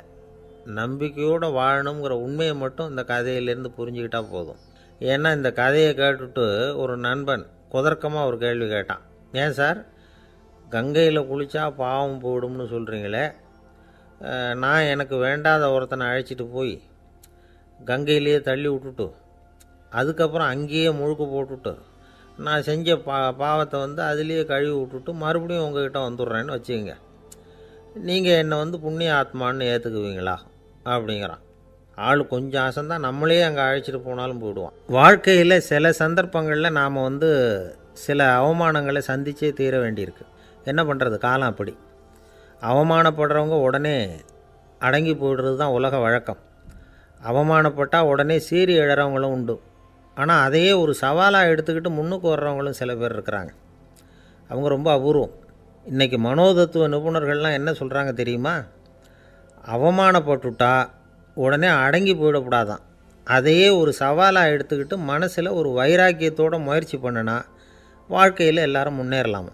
அவமானங்கிறத நாம் வந்து வைராக்கியமாக மாற்றிக்கணும், அதுதான் வெற்றிக்கு வழி. ராமர் வந்து இந்த பூமியில் பிறந்ததே ஒரு வைராக்கியத்தினால தான் சார் அப்படின்னார் ஒருத்தர். எப்படிங்க அது அப்படின்னு கேட்டேன். அவர் சொன்னார், தசரதருக்கு ராமர் வந்து குழந்தையாக வந்து பிறக்கணும், அப்போ தான் இங்கே இருக்கிற கஷ்டங்கள்லாம் நீங்கும் அப்படின்னு சர்வ லோகமும் எதிர்பார்த்துக்கிட்டு இருக்குது. ஆனால் அவர் எப்போ வந்து பிறப்பார் அப்படின்னு யாருக்கும் தெரியல. அந்த காரியம் சீக்கிரம் நடக்கணுமே, அதுக்கு என்ன பண்ணுறது. நாரதர் வந்தார் ஒரு நாள் தசரதரை தேடி. தசரதா, உனக்கு ஒரு செய்தி தெரியுமான்னு ஆரம்பித்தார். அவர் எப்பவும் இப்படித்தானே ஆரம்பிக்கிறது வழக்கம். என்ன விஷயம்னு கேட்டார் தசரதர். தசரதா, நீ அடிக்கடி உன்னோட தேரில் ஏறிக்கிட்டு தேவலோகத்துக்கு போகிற, அங்கே போகிற வர்ற எல்லாம் பண்ணிகிட்ருக்க, எல்லாம் சரி. தேவலோகத்துலேயும் உன்னை நல்லபடியாக தான் வரவேற்கிறாங்க. தேவேந்திரன் உன்னை பிரியமாக அழைச்சிட்டு போய் தன்னுடைய அரியாசனத்திலேயே தனக்கு பக்கத்திலேயே உட்கார வைக்கிறான். நீயும் சந்தோஷமாக உட்காந்து பேசிவிட்டு வந்துடுற. ஆனால் நீ இங்கே வந்ததுக்கு அப்புறம் அங்கே என்ன நடக்குது தெரியுமா உனக்கு அப்படின்னாரான் நாரதர். என்ன நடக்குது எனக்கு ஒன்றும் தெரியலையே அப்படின்னாரான் தசரதர். நாரதர்கிட்ட வந்து கிட்டத்தில் வந்து கேட்டிருக்கார், கொஞ்சம் சொல்லுங்கள் என்னது அப்படின்னு. அவர் நெருங்கி வந்தாராம் நாரதரும். மெதுவாக அவர் காதோட காதாக சொன்னாராம். அதாவது நம்ம பாஷையில் சொல்லப்போனால் பற்ற வைக்கிறார். நீ அங்கே தேவேந்திரங்கிட்ட உட்காந்து பேசிவிட்டு வந்த பிறகு நீ அங்கே உட்காந்துருந்த அரியாசனத்தை தண்ணி ஊற்றி கழுவி சுத்தப்படுத்துகிறாங்க. நீ என்ன அந்த அளவுக்கு சுத்தம் இல்லாத ஆளா, தினம் குளிக்காமையாக இருக்கிற அப்படின்னாராம். தசரதருக்கு இது ரொம்ப அவமானமாக போயிட்டுது. அப்படியே செய்கிறாங்க அப்படின்னாராம். ஆமாம், நீ வேணும்னா நான் சொல்கிறது உண்மையாக இல்லையா அப்படின்னு சோதனை பண்ணி பார்த்துக்கோ அப்படின்னாரான் நாரதர். உடனே தசரதர் இதுக்காகவே புறப்பட்டு தேவலோகம் போனார். அங்கே வழக்கம் போலவே இவரை கூப்பிட்டு உட்கார வச்சு பேசிக்கிட்டு இருந்தான் தேவேந்திரன். கொஞ்ச நேரம் பேசிக்கிட்டு இருந்துட்டு சரி நான் கிளம்புறேன்னு புறப்பட்டார். சரி, அவனும் வாசல் வரைக்கும் வந்து வழி அனுப்பி வச்சுட்டு உள்ளே போயிட்டான். தசரதர் வெளியில் கொஞ்சம் நேரம் மறைஞ்சி இருந்துட்டு மெதுவாக உள்ளே எட்டி பார்த்தார் என்ன நடக்குதுன்னு. நாரதர் சொன்னது உண்மைதான். தசரதர் உட்காந்துருந்த ஆசனத்தை அங்கே 2 தேவர்கள் கழுவி சுத்தப்படுத்திக்கிட்டு இருக்கிறாங்க. தசரதரால் இதை தாங்கிக்க முடியல. அவருக்கு ரொம்ப அவமானமாக போச்சு. நேராக கிடுகிடுன்னு தேவேந்திரங்கிட்டே போனார். நான் உட்காந்துருந்த இருக்கையை சுத்தம் பண்ணுறியே, நான் என்ன அந்த அளவுக்கு பாவியா அப்படின்னு கேட்டார். ரொம்ப கோபமாக கேட்டார். தசரதரே, மனுஷனுக்கு 3 கடன்கள் உண்டு. தேவகடன், ரிஷி கடன், பித்ரு கடன். இதை தீர்க்காதவன் பாவியாகிறான். இதில் மகனை பெறுவதால் தான் பித்ரு கடன் தீரும். உனக்கு மகன் கிடையாது, அதனால் நீ பாவியாகிற. பாவி உட்காந்துருந்த இடம்ங்கிறதுனால அதை சுத்தம் செய்ய வேண்டியது எங்கள் கடமை அப்படின்னு நானும் தேவேந்திரன். இந்த இடத்துல தசரதருக்கு ஏற்பட்ட அவமானம் ஒரு வைராக்கியமாக மாறிச்சு. தேவேந்திரனே கேட்டுக்கோ, ஒரு மகனை பெற்ற பிறகு தான் இந்த சபையில் மறுபடியும் அடி எடுத்து வைப்பேன் அப்படின்னு சொல்லிவிட்டு போயிட்டாராம். போய் புத்திர காமேஷ்டி யாகம் பண்ணார். புத்திரர்கள் பிறந்தார்கள். இந்த கதையில் உள்ள கருத்து என்னென்னா, தேவேந்திரன் தசரதரை அப்படி அவமானப்படுத்தலைன்னா அவருக்கு இப்படி ஒரு வைராக்கியம் பிறந்திருக்குமா யோசித்து பார்க்கணும். நமக்கு ஏற்படுகிற சில அவமானங்களையும் வைராக்கியமாக மாற்றிக்குவோம். அப்படி மாற்றிக்கிட்டோம்னா வாழ்க்கையில் வந்து முன்னேறலாம். நம்ம ஆளுங்க சில பேர் அவமானத்தை வந்து வைராக்கியமாக மாற்றிக்கிறது எப்படி தெரியுமா? நம்மக்கிட்ட ஒரு பையன் சொன்னான், எங்கள் அப்பா என்னை எல்லாருக்கும் முன்னாடி வச்சு திட்டிவிட்டார், பொறுப்பு இல்லாமல் ஊர் சுற்றுறேன்னு சொல்லி அவமானப்படுத்தி விட்டார். இனிமேல் நீ என் முகத்திலேயே முழிக்காதரா போடான்னு வேறு சொல்லிவிட்டார். எனக்கு ரோஷம் வந்துட்டுது. அந்த அவமானத்தை வைராக்கியமாக மாற்றிக்கிட்டேன். அன்னையிலேருந்து அவர் முகத்திலேயே முழிக்கிறது இல்லை அப்படின்னா. அப்படியான்னு கேட்டோம். ஆமாங்க, அவர் வீட்டில் இல்லாத நேரமாக பார்த்து உள்ளே சமையல் கட்டுக்கு போய் சாப்பிட்டுட்டு நைஸாக வெளியில் வந்துடுவேன் அப்படிங்கிறான் அவன். ஜவஹர்லால் நேரு பிரதமராக இருந்த சமயம் அவர் ஒரு தடவை சென்னைக்கு வந்திருக்கிறார். இங்கே சில முக்கிய நிகழ்ச்சிகளில் கலந்துக்கிறதுக்காக வந்திருந்தார். ஆளுநர் மாளிகையில் ஒரு நாள் ராத்திரி தங்கி மறுநாள் புதுடெல்லி புறப்படுறதாக ஏற்பாடு. நிகழ்ச்சியிலெல்லாம் முடிச்சுக்கிட்டு ஆளுநர் மாளிகையில் தங்கியிருக்கிறார். அன்றைக்கு இரவு படிக்கிறதுக்கு ஒரு முக்கியமான புத்தகம் அவருக்கு தேவைப்பட்டது. அந்த சமயத்தில் உலக அளவில் ஒரு முக்கியமான பொருளாதாரம் சம்பந்தமான ஒரு புத்தகம் வெளியாகி இருக்கிற விஷயம் அவருக்கு தெரியும். அந்த புத்தகம் மெட்ராஸுக்கு வந்திருக்குமா, அது இங்கே கிடைக்குமா அப்படின்னு விசாரிச்சிருக்கிறார் நேருஜி. அவர் இப்படி கேட்ட உடனே அங்கே இருந்தவங்கள்லாம் ரொம்ப பரபரப்பாக செயல்பட ஆரம்பிச்சுட்டாங்க. முக்கியமான இடங்கள்ல எல்லாம் விசாரிச்சிருக்கிறாங்க அந்த புத்தகம் உங்கள்கிட்ட இருக்கான்னு. சென்னையில் உள்ள கன்னிமாரா நூல் நிலையத்துக்கு எப்படியும் அந்த புத்தகம் வந்திருக்கணும் அப்படின்னு ஒரு நம்பிக்கை. அங்கே விசாரித்தாங்க. அந்த புத்தகம் 2 நாளைக்கு முன்னாடி தான் அங்கே வந்திருக்குது அப்படிங்கிற விஷயம் தெரிஞ்சுது. உடனே எல்லோரும் அங்கே ஓடினாங்க. அவங்களுக்கு இன்னொரு சந்தேகம், புத்தகம் வந்திருக்கு சரி, அது இந்த சமயத்தில் வேறு யாரும் படிக்கிறதுக்கு எடுத்துகிட்டு போயிருக்கக்கூடாதே அப்படிங்கிற சந்தேகம் இருந்தாலும் மனசுக்குள்ளே ஒரு தைரியம். இப்படி ஒரு புத்தகம் வெளிவந்திருக்கிற விஷயமே நேருஜி சொல்லி தான் நமக்கே தெரியும். அதுவும் இல்லாமல் உலக பொருளாதாரம் சம்பந்தமான ஏதோ ஒரு புத்தகம் அது. அதை போய் இந்த நேரத்தில் அவ்வளவு ஆர்வமாக யார் எடுத்துகிட்டு போயிட போகிறாங்க அப்படிங்கிற தைரியம். இந்த தைரியத்தோடு அந்த நூல் நிலையத்துக்கு ஓடினாங்க. புத்தகத்தை தேடினா அது கிடைக்கல. யாரோ எடுத்துகிட்டு போயிருக்கிறாங்க. நேருவுக்கு மட்டுமே தெரிஞ்சிருந்த அந்த புத்தகம் பற்றின விஷயம் சென்னையில் வேற ஒருத்தருக்கும் தெரிஞ்சிருக்குது. உடனே எல்லோரும் பரபரப்பாக அதுக்குன்னு இருக்கிற ரிஜிஸ்டர் இருக்குல்ல, பதிவேடு, அதை புரட்டி பார்க்குறாங்க யார் எடுத்துகிட்டு போகிறாங்கன்னு தெரிஞ்சுக்கிறதுக்காக. எடுத்துகிட்டு போனவங்க அதில் கையெழுத்து போட்டிருப்பாங்கல்ல, அதை பார்த்து யாருன்னு தெரிஞ்சுக்கலாம் அப்படிங்கிறதுக்காக தான் அதை புரட்டுறாங்க. அதோ அந்த புத்தகத்தோட பேர் பக்கத்தில் அதை எடுத்துக்கிட்டு போனவங்க கையெழுத்து உத்து பார்க்குறாங்க எல்லாரும். அதில் போட்டிருக்குது பேர் CN அண்ணாதுரை அப்படின்னு எழுதியிருந்தது. அவர் தான் பேரறிஞர் அண்ணா. நேரு படிக்க விரும்பின ஒரு புத்தகத்தை அதே நேரம் படிக்க விரும்பின இன்னொரு தலைவர் இவர். படிக்கிறதுல அவருக்கு இருந்த ஆர்வத்தை நாம் தெரிஞ்சுக்கணும்னா அதுக்கு எவ்வளவோ சம்பவங்கள் இருக்குது. கடைசி காலத்தில் அவர் அடையாறு மருத்துவமனையில் படுத்திருக்கிறார். அவருக்கு ஒரு முக்கியமான அறுவை சிகிச்சை செய்ய வேண்டியிருக்குது அவசரமாக. அமெரிக்காவிலேருந்து டாக்டர் மில்லர் வந்திருக்கிறார். அவர்கிட்ட கேட்குறார், டாக்டர் நாளைக்கே அறுவை சிகிச்சை செய்ய போகிறீங்களா அப்படின்னு. ஆமாங்கிறார் டாக்டர் மில்லர். நாளைக்கு மறுநாள் செஞ்சுக்கிறேனே அப்படின்னாரான் அண்ணா. ஏன் ஏதாவது நாள் பார்க்குறீங்களான்னு கேட்டிருக்கார். இல்லை, ஒரு புத்தகத்தை படிச்சுக்கிட்டு இருக்கிறேன், அதை நாளைக்குள்ளே முடிச்சிருவேன், அதுக்கப்புறம் நான் இறந்தாலும் கவலை இல்லை அப்படின்னாரான் இவர். அவர் தான் அறிஞர் அண்ணா. சங்ககால நூல்கள்லேருந்து சமீபத்தில் வந்த நூல்கள் வரைக்கும் எல்லாம் அவர் படிச்சிருக்கிறார். ஒரு திருமண விழாவில் அவர் பேசும்பொழுது சொன்ன விஷயம் இது. சங்க காலத்தில் காதலியை மணக்க விரும்புகிறவனுக்கு அவனுடைய தந்தை வீர சோதனைகள்லாம் வைப்பார். போய் புலிப்பல் கொண்டுக்கிட்டு வா, அப்போ தான் என் பொண்ணை கொடுப்பேன் அப்படின்னு சொல்லுவார். காதலன் உடனே காட்டுக்கு போவான், ஒரு புலியை கொன்று அதனுடைய பல்லை கொண்டுக்கிட்டு வருவான். அதை வீர பதக்கத்தில் பதிச்சு அவனுக்கு மாமனார் சூட்டுவார் கல்யாண சமயத்தில். இப்போலாம் காதலன் கிட்ட அப்படி சொல்ல முடியாது. இப்போலாம் காதலன்கிட்ட காட்டுக்கு போய் புலிப்பல் கொண்டுக்கிட்டு வான்னு யாராவது சொன்னால் புலி தான் மாப்பிள்ளையாக வந்து சேரும் அப்படின்னார். ஒரு கடைக்கு போனேன், 5 ரூபா பணத்தை எடுத்து கொடுத்தேன். ஒரு தினசரி பத்திரிகையை கேட்டேன். அவர் உடனே அங்கே அடுக்கி வச்சுருந்த பத்திரிகையில் ஒன்று எடுத்து என் கையில் கொடுத்தார். வாங்கிக்கிட்டேன். மீதி பணத்தை எடுத்தார். அதையும் என் கையில் கொடுக்கணும்ல, கொடுக்கல. எதிரில் இருந்த பலகையில் வச்சு எடுத்துக்க சொன்னார். எப்போவும் அவர் அப்படி தான் பண்ணுவார். நானும் எடுத்துக்கிட்டு வந்துடுவேன். இவர் ஏன் இப்படி பண்ணுறாருங்கிறது எனக்கு ரொம்ப நாளாக ஒரு சந்தேகம். ஒரு நாள் அவர்கிட்டயே இதை கேட்டுவிட்டேன். ஏங்க, நீங்கள் உங்கள் கடைக்கு வந்து பொருள்கள் வாங்குறவங்களுக்கு நீங்கள் பாக்கி சில்லறையை கொடுக்குறப்போ பலகையில் வச்சு விட்றீங்க, கையில் கொடுக்க மாட்டேங்கிறீங்களே, ஏன் அப்படின்னு கேட்டேன். காசை கையில் கொடுத்தா நம்மக்கிட்ட இருக்கிற லட்சுமி போயிடுவா சார் அப்படின்னார். அதாவது பணம் செலவாயிடும் அப்படின்னு அர்த்தமா. இன்னொரு நண்பர், அவர் ஒரு நாள் வழக்கத்துக்கு மாறாக ரொம்ப சோகமாக உட்காந்துருக்கிறார். ஏங்க என்னாச்சு, ஏன் இப்படி கப்பலே கவிழ்ந்தது மாதிரி உட்காந்துருக்குறீங்க அப்படின்னு கேட்டேன். கப்பலே கவிழ்ந்திருந்தா கூட நான் இப்படி கவலைப்பட மாட்டேன் சார், வேறு ஒன்று நடந்து போச்சுன்னார். என்னன்னு கேட்டேன். என் உச்சந்தலையில் பல்லி ஒன்று விழுந்துட்டுதுன்னார். அதுக்காகவா இப்படி அப்படின்னு ஆச்சரியப்பட்டேன். ஆமாங்க, பல்லி உச்சந்தலையில் விழுந்தால் பலன் என்னன்னு பஞ்சாங்கத்தில் பார்த்தேன், மரணம்னு போட்டிருக்கு அப்படின்னு சொல்லிவிட்டு அவர் தொடர்ந்து கவலைப்பட ஆரம்பிச்சிட்டார். இப்படியும் ஒருத்தர், என் கூட வேலை பார்க்குற ஒருத்தர் எப்படி தெரியுமா, தினமும் வலது காலை வச்சு தான் ஆஃபீஸுக்கு உள்ளே நுழைவார். என்றைக்காவது தவறுதலாக இடது காலை வச்சு உள்ளே வந்துட்டார்னா அன்னைக்கு பூரா மனசு சங்கடப்படுவார், எந்த வேலையும் சரியாக ஓடாது. கேரம் போர்டு ஆடுற ஒருத்தர் எப்போ ஆட உட்காந்தாலும் ஸ்ட்ரைக்கரை கை தவறி கீழே விழுற மாதிரி பண்ணி அதுக்கப்புறம் அதை எடுத்துக்கிட்டு ஆட உட்காருவார். ஏன்னா எப்போவோ ஒரு தடவை நிஜமாகவே அது கை தவறி கீழே விழுந்திருக்குது. அன்னைக்கு பிரமாதமாக ஜெயிச்சுட்டார். உடனே ஒரு முடிவுக்கு வந்துட்டார், கை தவறுனா லாபம் அப்படின்னு. அதுக்கப்புறம் அதையே பழக்கமாக்கிக்கிட்டார். பூனை குறுக்க போனால் சகுனம் சரியில்லைன்னு நினைக்கிறவங்க உண்டு. ஆனால் ஒருத்தர் எப்படி தெரியுமா, அவர் வெளியில் கிளம்புற சமயம் பக்கத்து வீட்டு ரேடியோவில் மியாவ் மியாவ் பூனை குட்டின்னு பாட்டு சத்தம் கேட்டால் கூட போதும், சகுனம் சரியில்லைன்னு பிரயாணத்தை கேன்சல் பண்ணிவிடுவார்.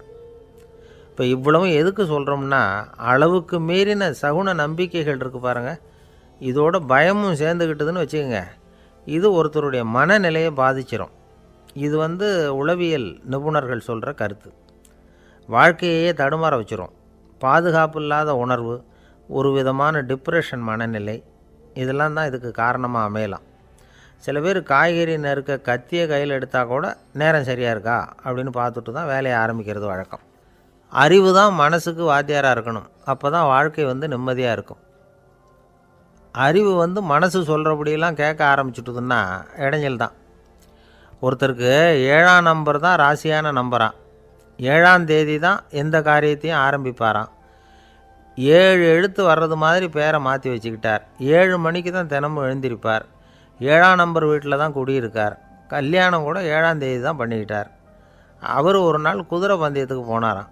குதிரையோட பேரையெல்லாம் பார்த்தார். ஒரு குதிரையோட பேர் 7 எழுத்தில் அமைஞ்சிருந்தது. 7 தானே இவருக்கு அதிர்ஷ்ட நம்பர். அதனால் உடனே அது பேரில் பணத்தை கட்டினார். பந்தயம் நடந்தது. என்ன சார் ஆச்சுன்னு கேட்டாங்க.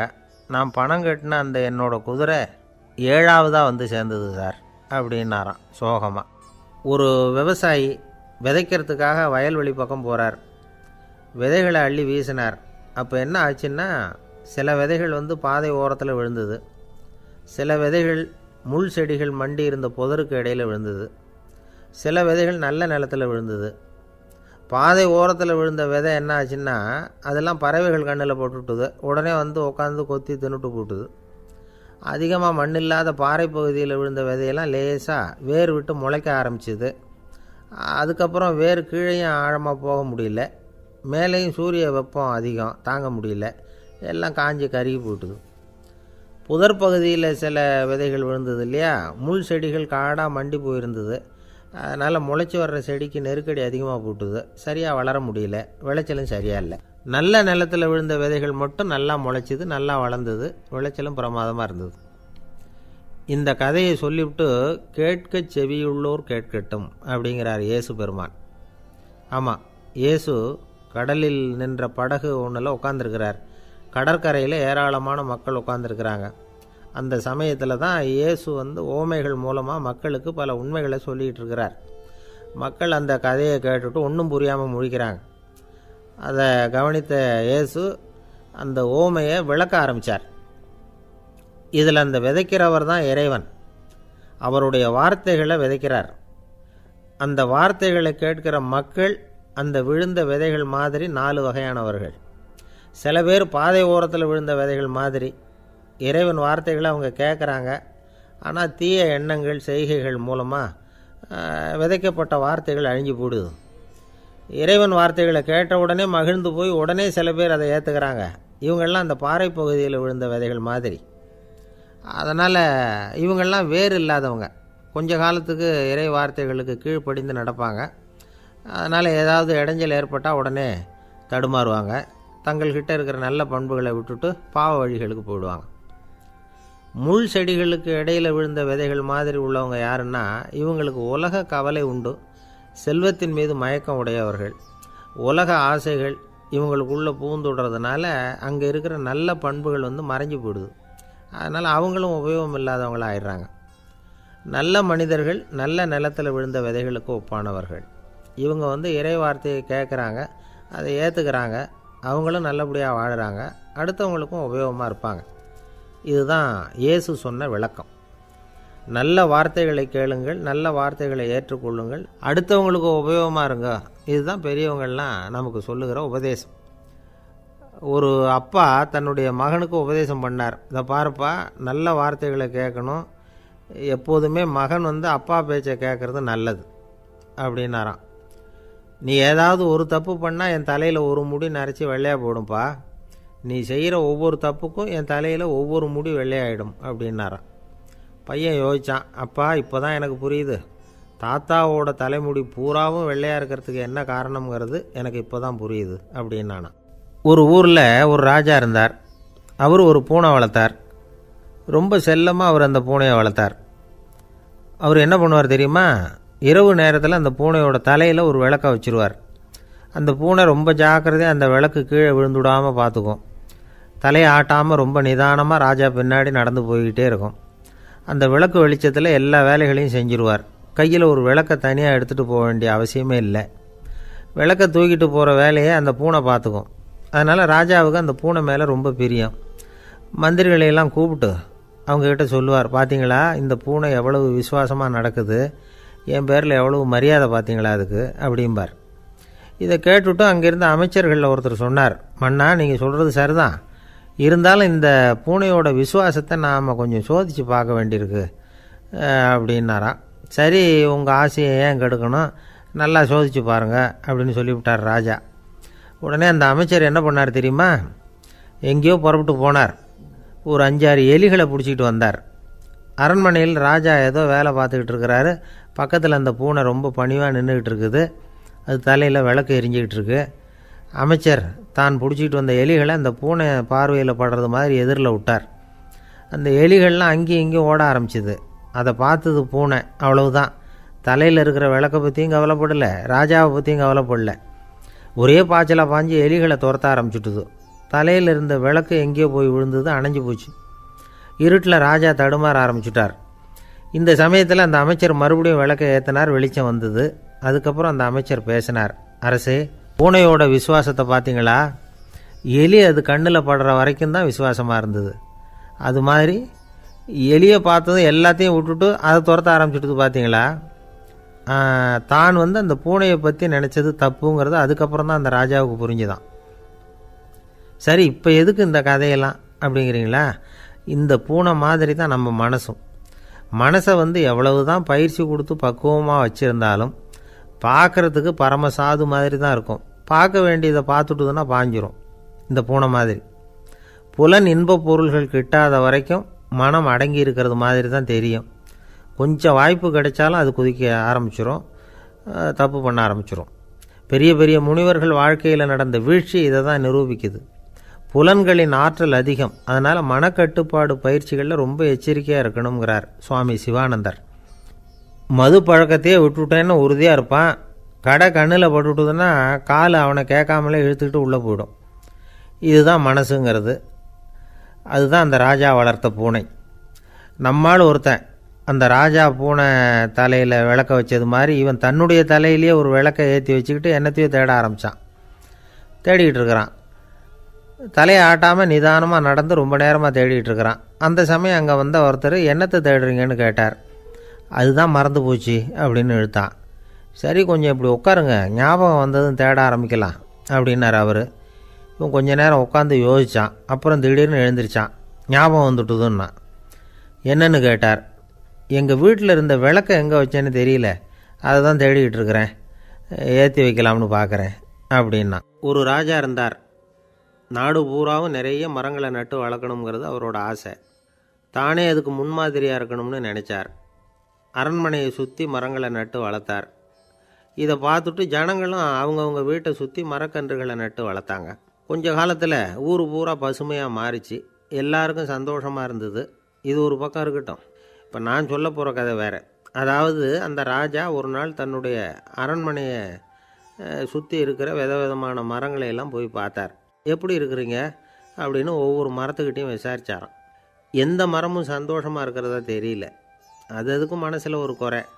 முதல்ல ஆலமரத்துக்கிட்ட போனார். அது சொல்லிச்சு, மண்ணா, நான் நல்லா பெருசாக வளர்ந்துருக்கிறேன், அடர்த்தியாக இருக்கிறேன், கிளையெல்லாம் 4 பக்கமும் நல்லா படர்ந்து தான் இருக்குது, இருந்தாலும் எந்த பிரயோஜனமும் இது இருக்கிறதா தெரியல. எனக்கு என்னுடைய பழம்லாம் ரொம்ப சின்னதாக இருக்குது, என் கண்ணுக்கு சரியாக புறப்பட மாட்டேங்குது.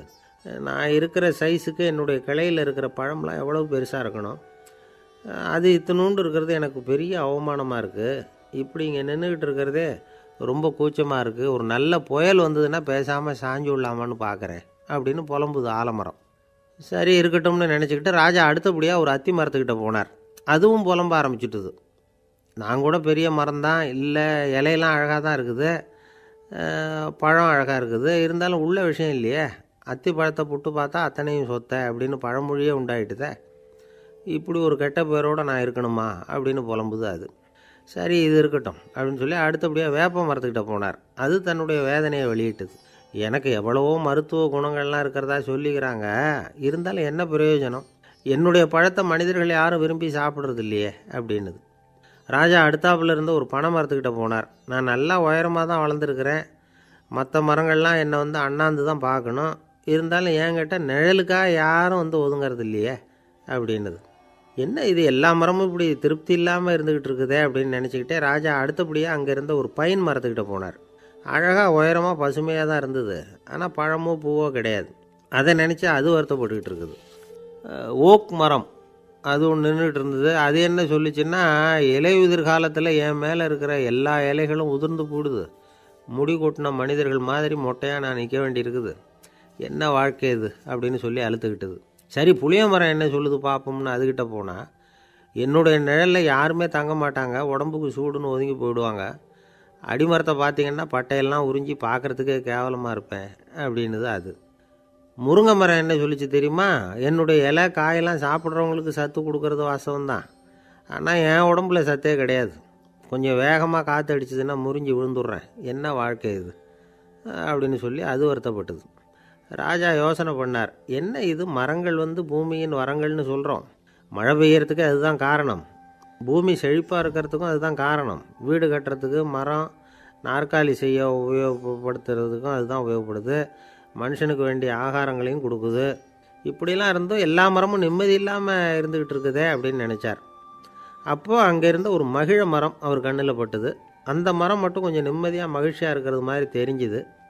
உடனே ராஜா அதுக்கிட்ட போனார். உனக்கு மனசில் எதுவும் குறை இல்லையான்னு கேட்டார். இல்லை, நான் சந்தோஷமாக தான் இருக்கேன்னு அந்த மகிழ மரம். அப்படியான்னு ஆச்சரியமாக கேட்டார் ராஜா. ஆமாம் மன்னா, இந்த இடத்துல நீங்கள் ஒரு முருங்கை மரத்தையோ வேப்ப மரத்தையோ கூட நட்டிருக்கலாம். ஆனால் இந்த இடத்துல நடுறதுக்கு என்ன தேர்ந்தெடுத்துருக்குறீங்க, அதுவே எனக்கு பெருமை, அதுவே எனக்கு திருப்தி அப்படின்னு தான் மகிழ மரம். மகிழ மரம் சாதாரணமாக தான் இருக்கும். இளம் மஞ்சள் நிறத்தில் பூக்கள், அது காய்ந்தும் மனம் வீசும்.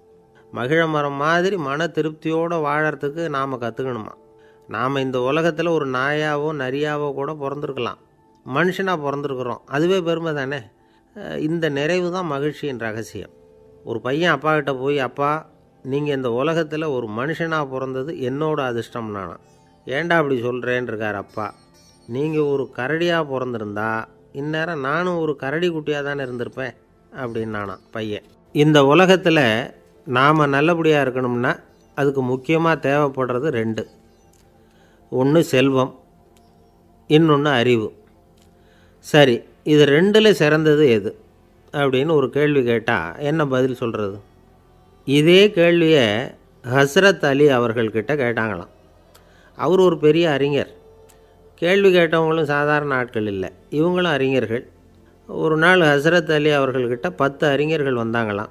ஐயா, நாங்கள் 10 பேரும் உங்ககிட்ட ஒரே கேள்வியை தான் கேட்க வந்திருக்கிறோம். ஆனால் எங்கள் 10 பேருக்கும் நீங்கள் தனித்தனியாக பதில் சொல்ல முடியுமா அப்படின்னு கேட்டிருக்காங்க.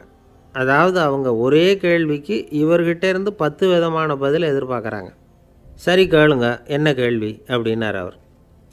அப்போ தான் அவங்க கேட்டாங்களாம், செல்வம், அறிவு, இது ரெண்டில் சிறந்தது எது? இதுதான் கேள்வி. ஹஸ்ரத் அலி என்ன பண்ணார் தெரியுமா?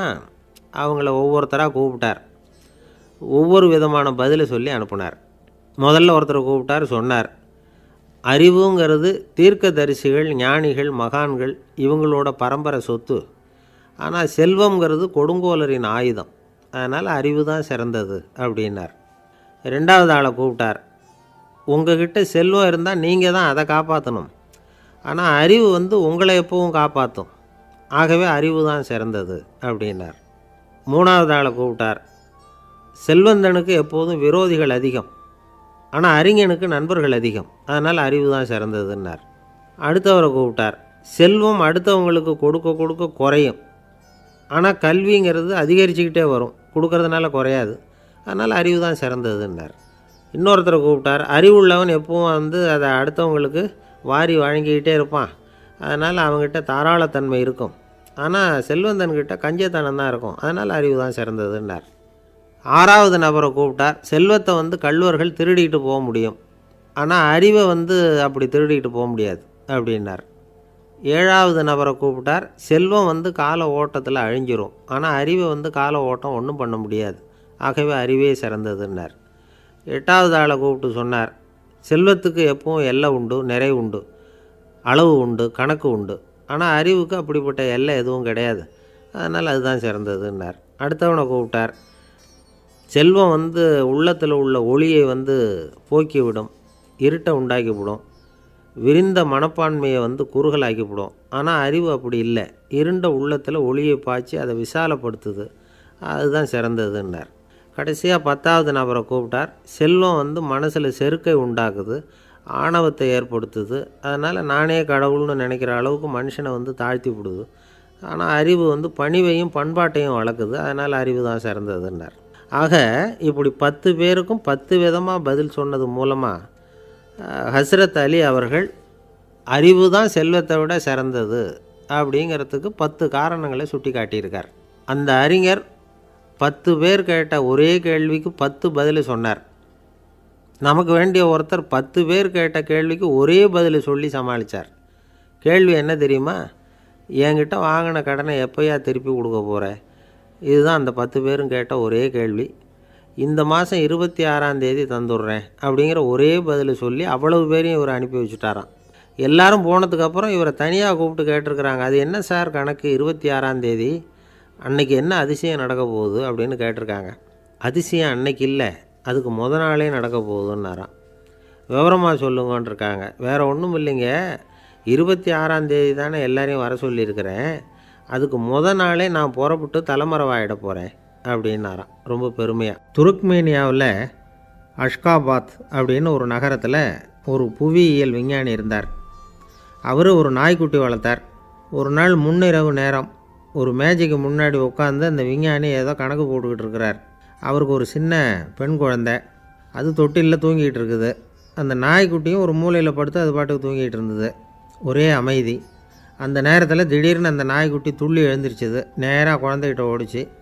அந்த குழந்தைய அது போட்டிருந்த ட்ரெஸ்ஸோடு சேர்த்து கவ்வி தூக்கிக்கிட்டு வாசல் பக்கம் ஓடிச்சு. நாய்க்குட்டி குழந்தைய கவ்வி தூக்க முடியுமாங்கிற சந்தேகம் உங்களுக்கு இல்லையா? நீங்கள் நம்ம ஊர் நாய்க்குட்டியவே பார்த்து பழக்கப்பட்டிருக்கீங்க, அதனால் நம்புறதுக்கு சிரமமாக இருக்கும். அந்த ஊர்லெலாம் அது ரொம்ப ஸ்ட்ராங்காக இருக்கும், ஒரு ஏதோ கண்ணுக்குட்டி மாதிரி இருக்கும். விஞ்ஞானி அதை பார்த்துட்டார். உடனே அந்த நாய்க்கு வெறி பிடிச்சிட்டுதுன்னு முடிவு பண்ணிவிட்டு தன்னோட கை துப்பாக்கி எடுத்துக்கிட்டு ஓடி வந்தார். அவர் வெளியில் நாய்க்குட்டி எங்கே அப்படின்னு பார்த்து தேடுறார். அந்த நேரத்தில் அந்த வீடு இடிஞ்சு விழுது.